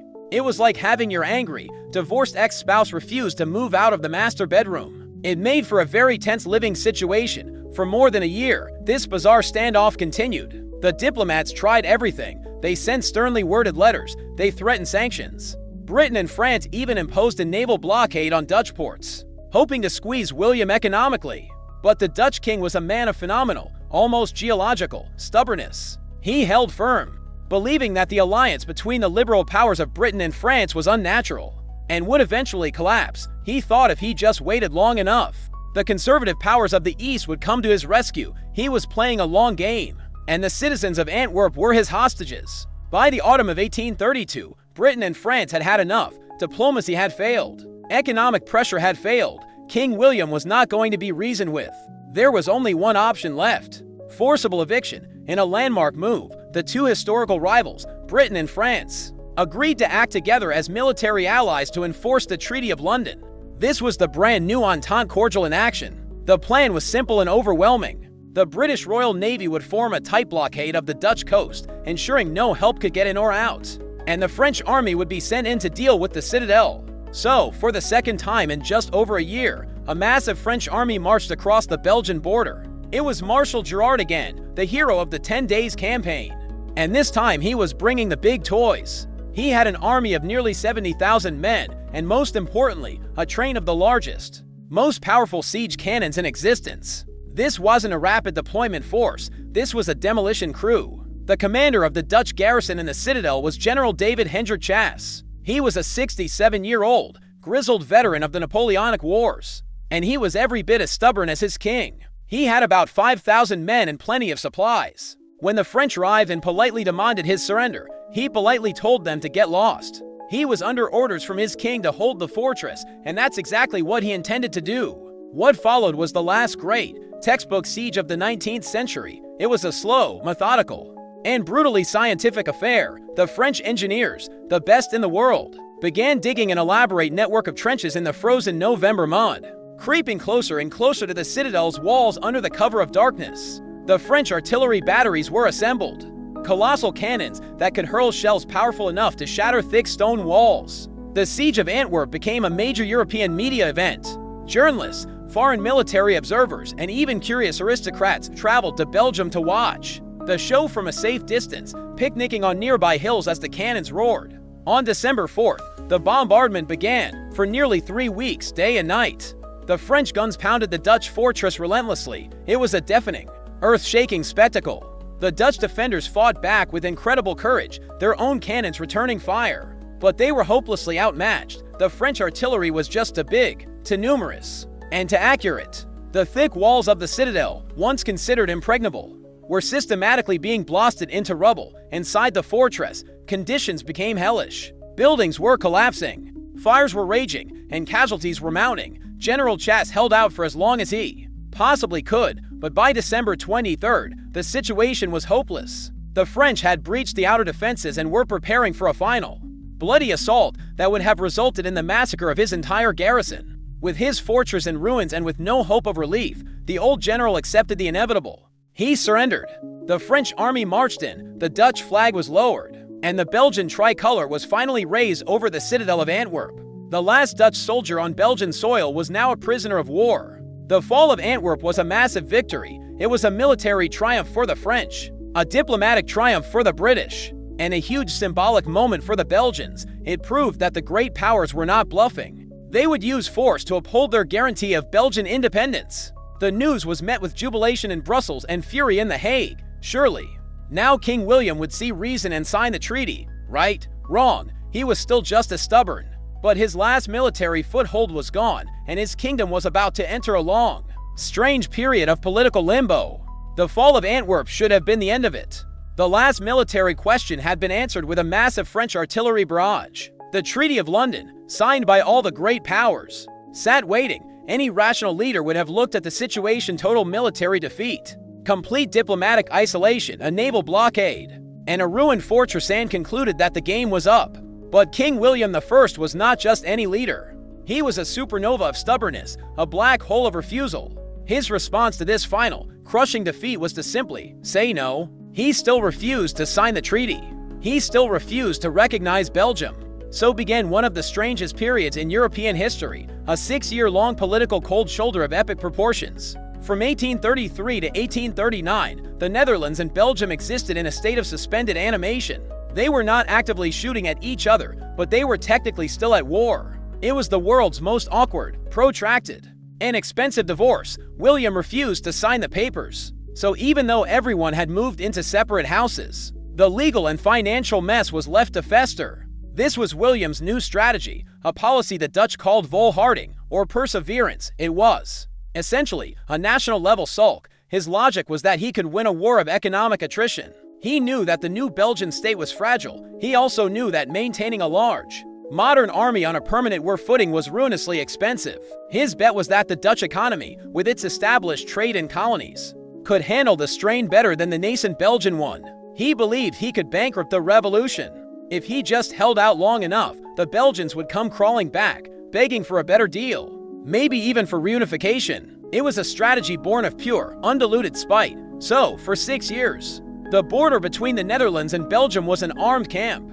Both nations kept their armies mobilized, tens of thousands of soldiers staring at each other across the frontier, drilling and waiting for a war that never came. It was a massive drain on both treasuries. Taxes remained high, and trade between the two, which should have been natural and prosperous, was frozen. Inside Belgium, however, something unexpected happened. Instead of collapsing, the country began to thrive. The long period of armed peace gave them the breathing room they needed to consolidate their new state. King Leopold I proved to be an exceptionally shrewd and effective ruler. He was the stabilizing force the country desperately needed. While William was busy fuming, Leopold was busy nation building. He focused on creating a functional government, establishing a professional diplomatic corps to represent Belgium abroad, and most critically, kick-starting the economy. He worked tirelessly to secure foreign loans, attract investment, and build the infrastructure a modern industrial state needed. He personally championed the construction of one of the first national railway networks in continental Europe, a visionary project that would link Belgium's coal mines, ironworks, and ports, and become the engine of its future prosperity. The country was buzzing with energy and optimism. They were free. They were building something new. And while the standoff with the Dutch was a constant annoyance, it also fostered a strong sense of national unity. Nothing brings a country together like a shared, stubborn enemy. Meanwhile, King William's grand strategy was spectacularly backfiring. The policy of volharding was bleeding the Dutch treasury dry. The Netherlands, which had entered the 1830s as a financially sound nation, was now racking up enormous debts to pay for an army that wasn't fighting. The Dutch people, who had initially been fired up with patriotic fervor, grew weary. They were tired of the high taxes, tired of the endless military service, and tired of a king whose obsession with a lost cause was bankrupting the kingdom. William's popularity, once sky-high, plummeted. The liberal opposition in the Dutch parliament became more vocal, demanding an end to this pointless and costly stalemate. The king who had set out to break the Belgian economy was instead breaking his own. The rock of his stubbornness was slowly being eroded, not by foreign armies, but by the complaints of his own accountants and the grumbling of his own people. The sulk was coming to an end. While King William was busy perfecting his policy of magnificent stubbornness, turning the Netherlands into a financially exhausted armed camp, the Belgians were getting rich. It turns out that getting dumped by a controlling partner who has been holding back your career can be incredibly liberating. Freed from the Dutch, Belgium didn't just survive. It launched into one of the most explosive economic booms of the 19th century. This wasn't just a recovery. It was a full-blown industrial revolution, a revenge economy designed to prove to the world and especially to their grumpy northern neighbor, that they were better off on their own. The ingredients were already there. The southern part of the country, Wallonia, was sitting on a geological jackpot, vast, easily accessible reserves of high-quality coal. It also had a long tradition of ironworking, under Dutch rule. However, these industries had struggled. King William's free trade policies, designed to benefit the Dutch shipping merchants, had left Belgian businesses exposed to withering competition from the industrial titan across the Channel. Great Britain, British iron and textiles flooded the market, often cheaper and better than the local products. Independence changed everything. The new Belgian government, led by the economically savvy King Leopold, immediately threw up a wall of protective tariffs. This shielded their young industries from British competition, giving them the breathing room they needed to grow, modernize, and innovate. The government didn't just protect industries, it actively nurtured them. This was a key difference from the laissez-faire model in Britain. The Belgian state was a hands-on investor, a co-partner in the national project of getting rich. A crucial tool was the Société Générale de Belgique. This institution was a massive investment bank, ironically founded by King William himself to develop the southern provinces. After the revolution, the new Belgian state took it over and supercharged its mission.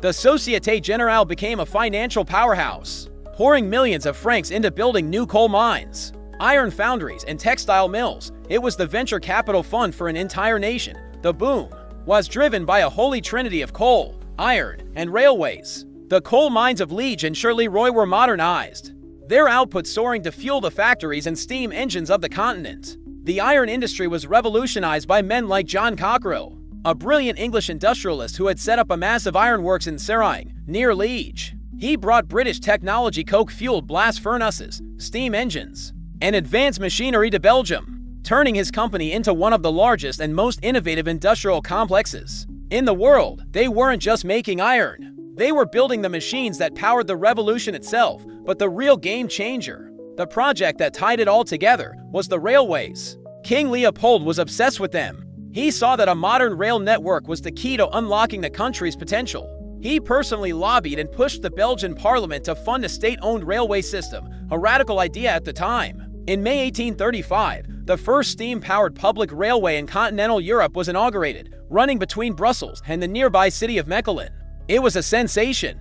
People flocked from all over to see the Iron Horse. But it was much more than a novelty. It was an economic supercharger. The new railways connected the coal mines of the south with the factories in the cities and the port of Antwerp in the north. Raw materials and finished goods could now be transported with unprecedented speed and efficiency. The cost of doing business plummeted. The economy exploded.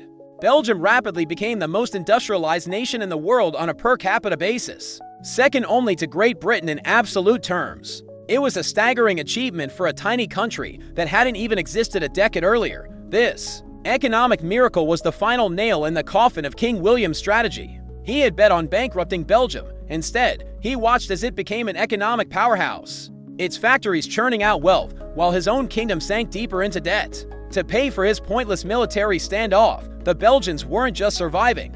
They were winning the peace in the most decisive way possible. They had proven that their new nation wasn't just politically viable, but economically essential. The clatter of the textile looms in Ghent and the smoke from the blast furnaces of Liege were the sounds of victory, a victory far more definitive than any battle.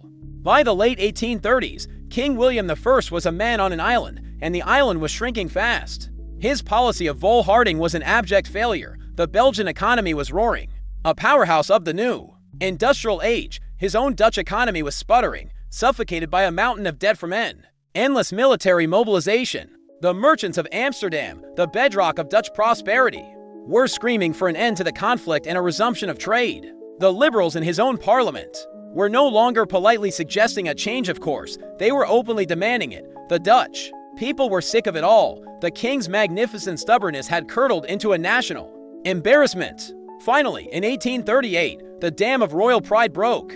William I, the man who had held out against all of Europe for the better part of a decade, threw in the towel. He sent a message to the diplomats in London. "Fine, you win. I'll sign the treaty." This news, which should have been met with universal celebration, instead caused an immediate and massive panic attack. In Belgium, it was the height of historical irony. For 8 long years, the single, unifying goal of Belgian foreign policy had been to force the Dutch king to sign the Treaty of the 24. articles. It was all they had ever wanted. Now, he was ready to sign. And the Belgians suddenly realized what that actually meant. They had forgotten about the fine print according to the treaty. In exchange for official recognition, Belgium had to give up the territories it had lost on paper but had continued to occupy and govern in reality the western part of Limburg and the French-speaking half of Luxembourg. For 8 years, these regions had been part of Belgium. Their people had fought in the revolution. They elected representatives to the Belgian parliament, and they considered themselves Belgian citizens. Now, the government in Brussels was going to have to look them in the eye and say, "Thanks for your service. We're handing you back to the Dutch king now. Best of luck." The Belgian public went ballistic. Patriotic fury swept the country. Newspapers printed furious editorials. Politicians who had spent years demanding the treaty's signature now gave thunderous speeches about how they would never abandon their Limbourgeois and Luxembourgeois brothers. The army, feeling its oats after years of rebuilding, made noises about being ready to fight to defend the nation's sacred soil. It looked for a moment like the Belgians, having finally gotten exactly what they wanted, were going to be the ones to reject the treaty and plunge the continent back into crisis. It was a spectacular case of being utterly unprepared for your own success. This is where King Leopold I truly earned his pay. He, along with the British and French diplomats, had to be the adults in the room. Leopold understood perfectly that this was a moment of supreme danger. For Belgium to now defy the collective will of the great powers, to tear up the very treaty that guaranteed their existence, would be an act of national suicide. It would lose them the support of Britain and France, and it would give the conservative powers the perfect excuse to finally dismantle their troublesome little country. All their hard-won gains would be lost in a fit of patriotic pique. Leopold engaged in some masterful political arm-twisting. He summoned his ministers, he cajoled members of parliament, and he laid out the brutal reality of their situation. They could have a final, lasting, internationally guaranteed peace, but it would cost them territory, or they could keep the territory for a few more months and risk losing everything. It was a bitter choice, but it was the only choice. Reluctantly, painfully, the Belgian government agreed to abide by the terms of the treaty. They would have to give up the land, and so, on April 19, 1839, in London, the final, definitive treaty was signed. All parties, including a representative from the deeply unhappy Kingdom of the Netherlands, put their names to the document. The revolution was officially over. The war that had begun with a riot after an opera was now concluded with the scratch of a pen. Belgium's independence was absolute, its borders were fixed, and its place on the map of Europe was, at long last, secure. The shotgun wedding was annulled, the divorce was finalized, and the two nations could finally begin the long, awkward process of being neighbors.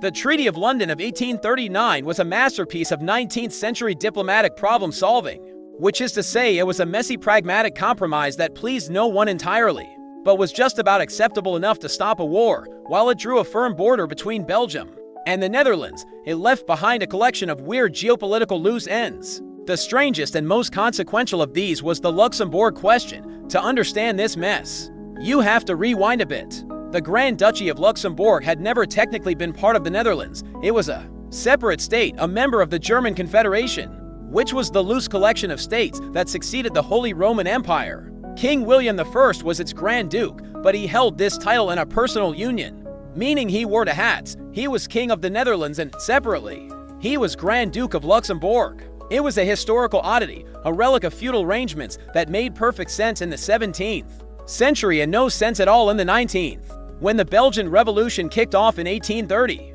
the vast majority of the people in Luxembourg had eagerly joined in.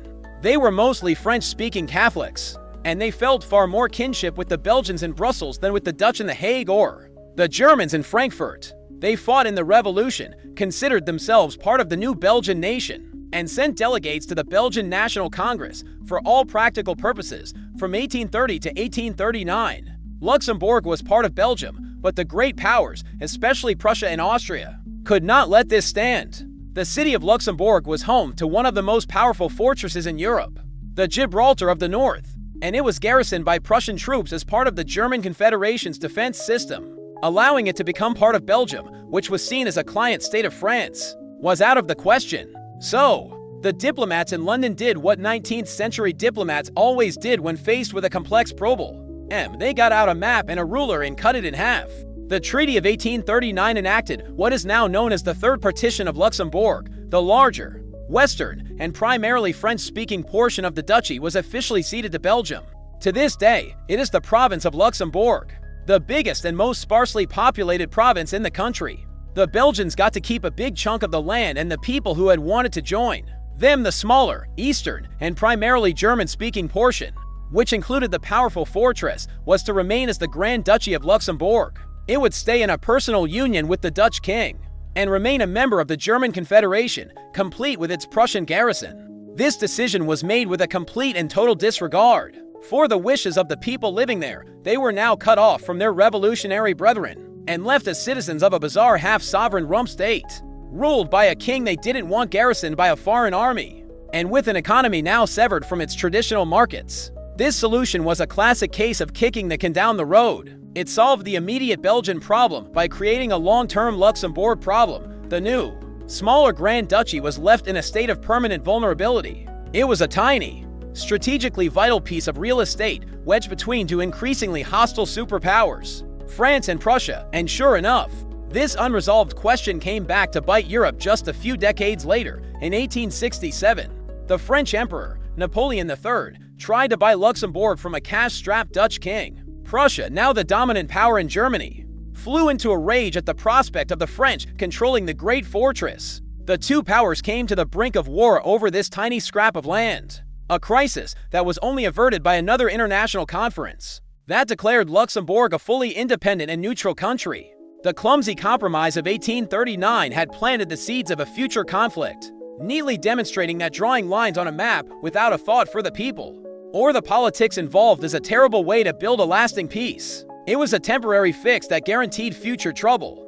After carving up Luxembourg with all the finesse of a butcher, the great powers turned to the centerpiece of their grand Belgian solution, the doctrine of perpetual neutrality. This was their stroke of genius, the magic formula that was supposed to solve the Belgian problem for all time. It was an idea so elegant, so clever, and so thoroughly dependent on everyone behaving like gentlemen, that it was practically guaranteed to fail spectacularly at some point in the future. Here's how it worked. The Treaty of London of 1839 declared that Belgium was to be an independent and perpetually neutral state. This was not a suggestion, it was a binding, international law. It came with two main conditions. First, Belgium was forbidden from ever taking part in an armed conflict unless it was directly attacked. More importantly, it was forbidden from entering into any military alliance. It could have an army for self-defense, but it could never sign a pact that tied its fate to another nation. No NATO, no Warsaw Pact, nothing. Belgium had to be everyone's friend and no one's partner. In exchange for this restriction on its sovereignty, the five great powers Great Britain, France, Prussia, Austria, and Russia formally and collectively guaranteed Belgium's neutrality. This was the teeth of the treaty. It meant that if any country were to violate Belgian territory, all five signatories were legally obligated to come to its defense. It was the world's most powerful security pact, a promise from the five biggest kids on the playground that they would all beat up anyone who tried to touch the new kid. This arrangement was designed to make everyone happy by addressing their deepest fears. For Great Britain, it was a dream come true. A neutral Belgium solved the eternal pistol pointed at the heart of England problem. France could never use Antwerp as a naval base, nor could it march its army through Belgium to the Channel coast without triggering a war with every other major power. It permanently neutralized Britain's biggest strategic vulnerability. For the conservative Eastern courts, Prussia, Austria, and Russia, it was equally comforting. Their great fear was a radical alliance between revolutionary France and its new Belgian protege. A neutral Belgium, forbidden from making such an alliance, was a contained Belgium. It was a buffer, not a bridge for French influence to spread eastwards. For France, it was an acceptable compromise. Sure, they didn't get to annex Belgium or install a French prince on the throne, but perpetual neutrality also meant that no other great power could ever dominate it either. A neutral Belgium was infinitely better than a Belgium controlled by a Dutch-Prussian-British coalition. And for Belgium, it was the fundamental price of their existence. They gave up the sovereign right to choose their own allies in return. They got a security guarantee that, on paper, was the strongest in the world. They didn't need a massive army, though they kept a small one, just in case, because their security rested on a simple, solemn promise signed by the most powerful men in Europe. Their national defense strategy was, essentially, a piece of paper for the next 80 years. This system worked astonishingly well. It became a cornerstone of European stability. Belgium, safe within its guaranteed borders, focused on its industrial boom, and stayed out of the various squabbles that plagued the continent. Like the Franco-Prussian War of 1870, the treaty was hailed as a triumph of diplomacy, proof that the concert of Europe could solve complex problems peacefully. It was a testament to the power of a good, solid international agreement, a gentleman's agreement, written down and sealed with wax. Of course, we, with the benefit of hindsight, know how this story ends. We know that this sacred promise, this cornerstone of European peace, would one day be referred to by a German chancellor as nothing more than a scrap of paper. In August 1914, when the German army needed a convenient highway to invade France, they would march into Belgium, casually violating the treaty that a previous Prussian king had solemnly signed.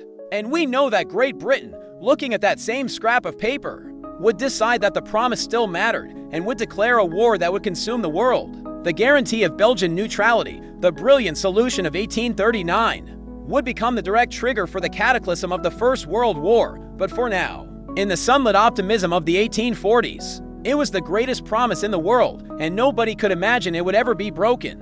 So, by 1839, Belgium had everything a 19th century state could want. It had internationally recognized borders, a booming economy, a sensible king, and a get-out-of-war-free card, signed by all the cool kids, with its existence guaranteed against any outside threats. The country could finally turn its attention inward, and that's when the Belgians discovered a deeply awkward truth. After fighting so hard to break up one unhappy marriage with the Dutch, they now had to figure out the terms of an even more complicated marriage, the one between themselves. The great external enemy was gone, which meant it was time to notice the internal fault lines that had been papered over in the revolutionary fervor. The revolution had been a joint effort, a union of oppositions between liberals and Catholics, Flemings and Walloons, but the state they created was, from day one, completely dominated by a single group, the French-speaking elite. French was the language of the government, the courts, the officer corps, the universities, and high culture. It was the language of power and prestige. This made sense in 1830, as the revolutionary leaders were almost exclusively from this class. But there was a problem. A majority of the country's population, living in the northern region of Flanders, didn't speak French. They spoke a variety of Dutch dialects, collectively known as Flemish. To the new ruling class in Brussels, these dialects were seen as a backward, uncultured peasant language. Official policy was to gently but firmly encourage the Flemings to abandon their native tongue and embrace the linguistic and cultural superiority of French. The new state wasn't just Belgium.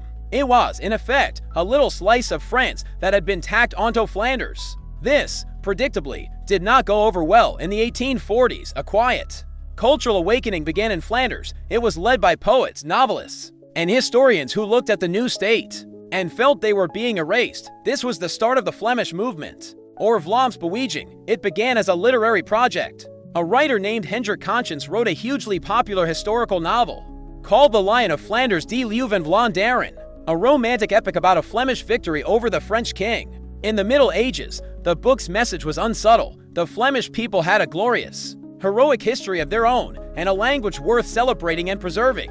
It taught the people to read, and more importantly, it taught them to be proud of who they were. What started with poems and novels soon turned into a political struggle. If the Flemish language was worthy of literature, why wasn't it worthy of being used in a courtroom? Flemish peasants were being tried, convicted, and sometimes even executed in a language they did not understand. If it was worthy of history books, why couldn't it be used in local government or in schools? The Flemish movement began to demand language rights, the right to be educated, governed, and judged in their own tongue. This was the great, defining internal conflict of Belgium for the rest of the 19th century and beyond. It was a slow, grinding fight. The French-speaking establishment in Brussels resisted at every turn.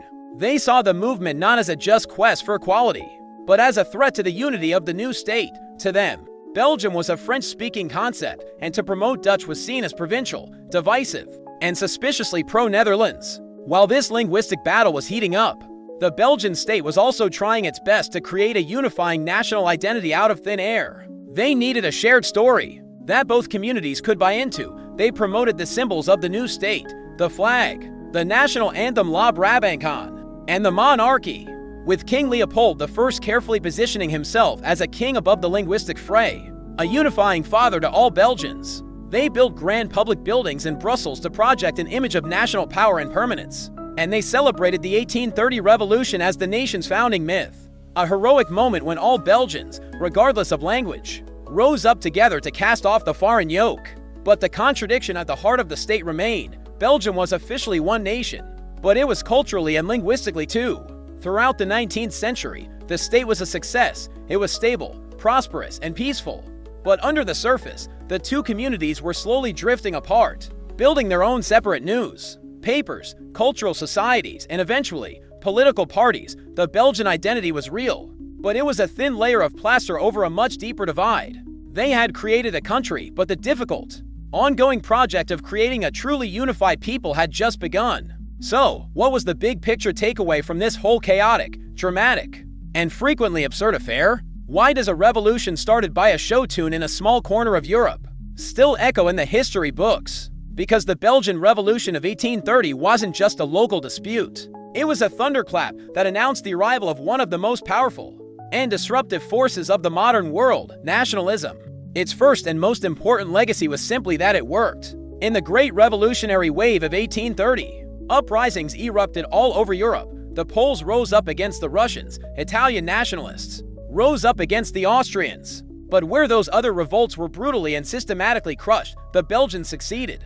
They were the David that actually beat Goliath. They managed to create a stable, independent, and prosperous new country right in the heart of old monarchical Europe. In doing so, they took a sledgehammer to the most sacred document of their time, the 1815 Vienna Settlement. They proved that the map drawn up by the great powers was not permanent. It was not divine law.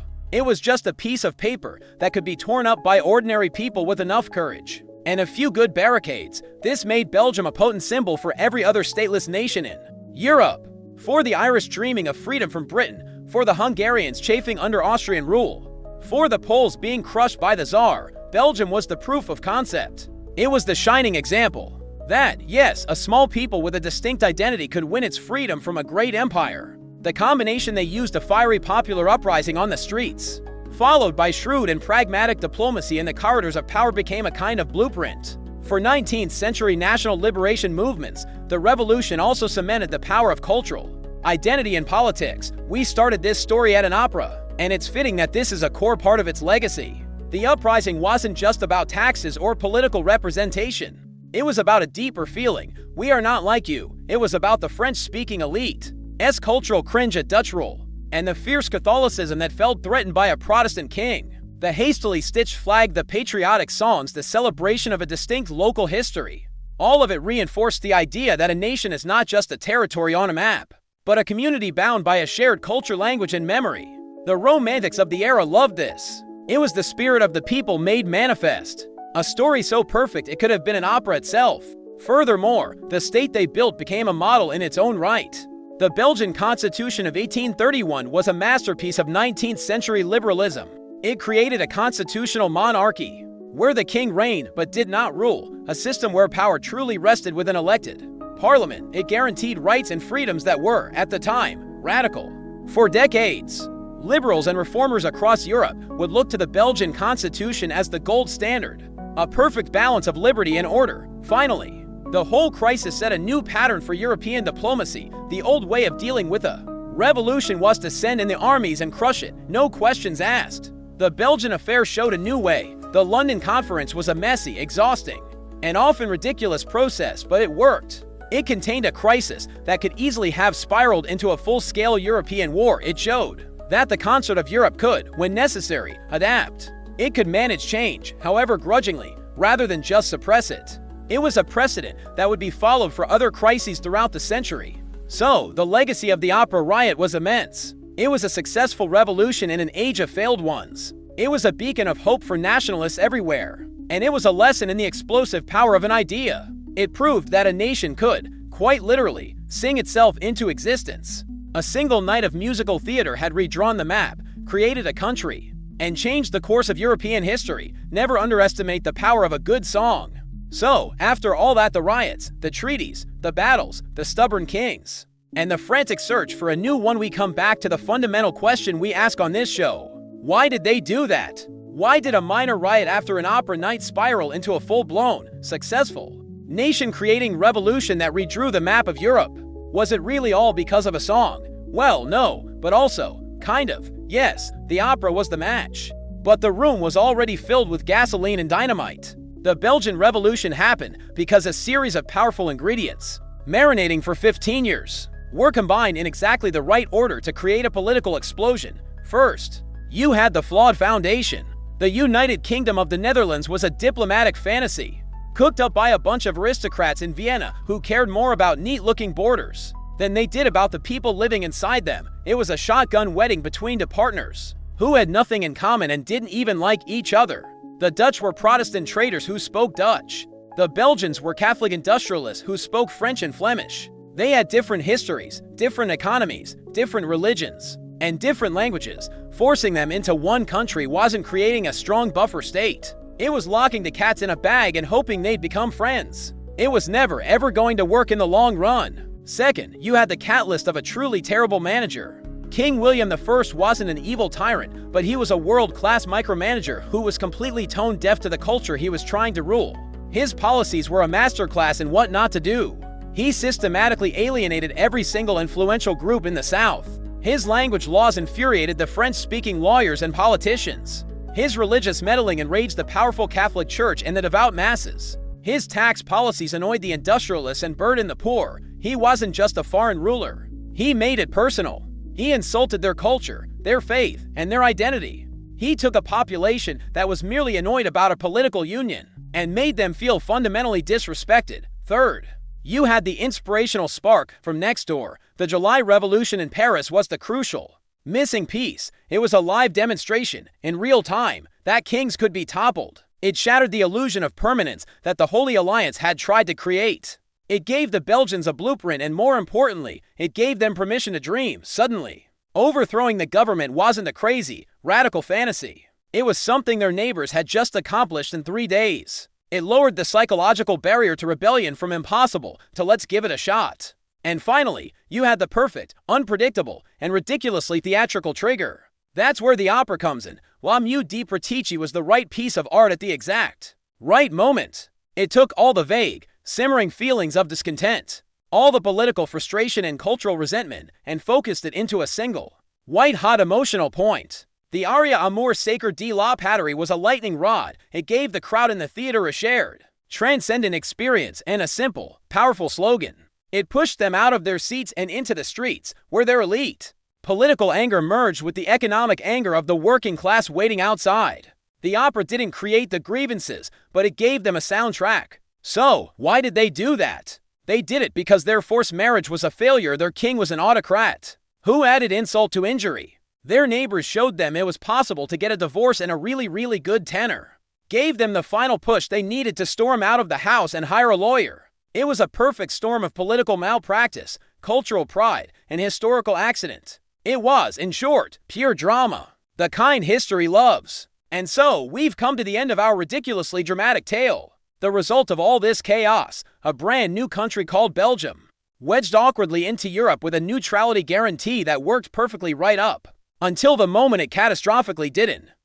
Now, a friendly reminder, please do not use this podcast as your only source for your history. Final, your professor will probably notice when your essay refers to the Congress of Vienna as a dysfunctional homeowners association, and while we stand by the analogy, it might not get you the grade you want. This was the fun version, not necessarily the 100% accurate one. But if you enjoyed this wild ride, let us know in the comments what other absurd historical moments you'd like us to oversimplify. The time a war was started over a bucket, or when a pope put a dead pope on trial. History is full of them, and that's how that whole mess went down. Until next time, don't invade Russia in the winter.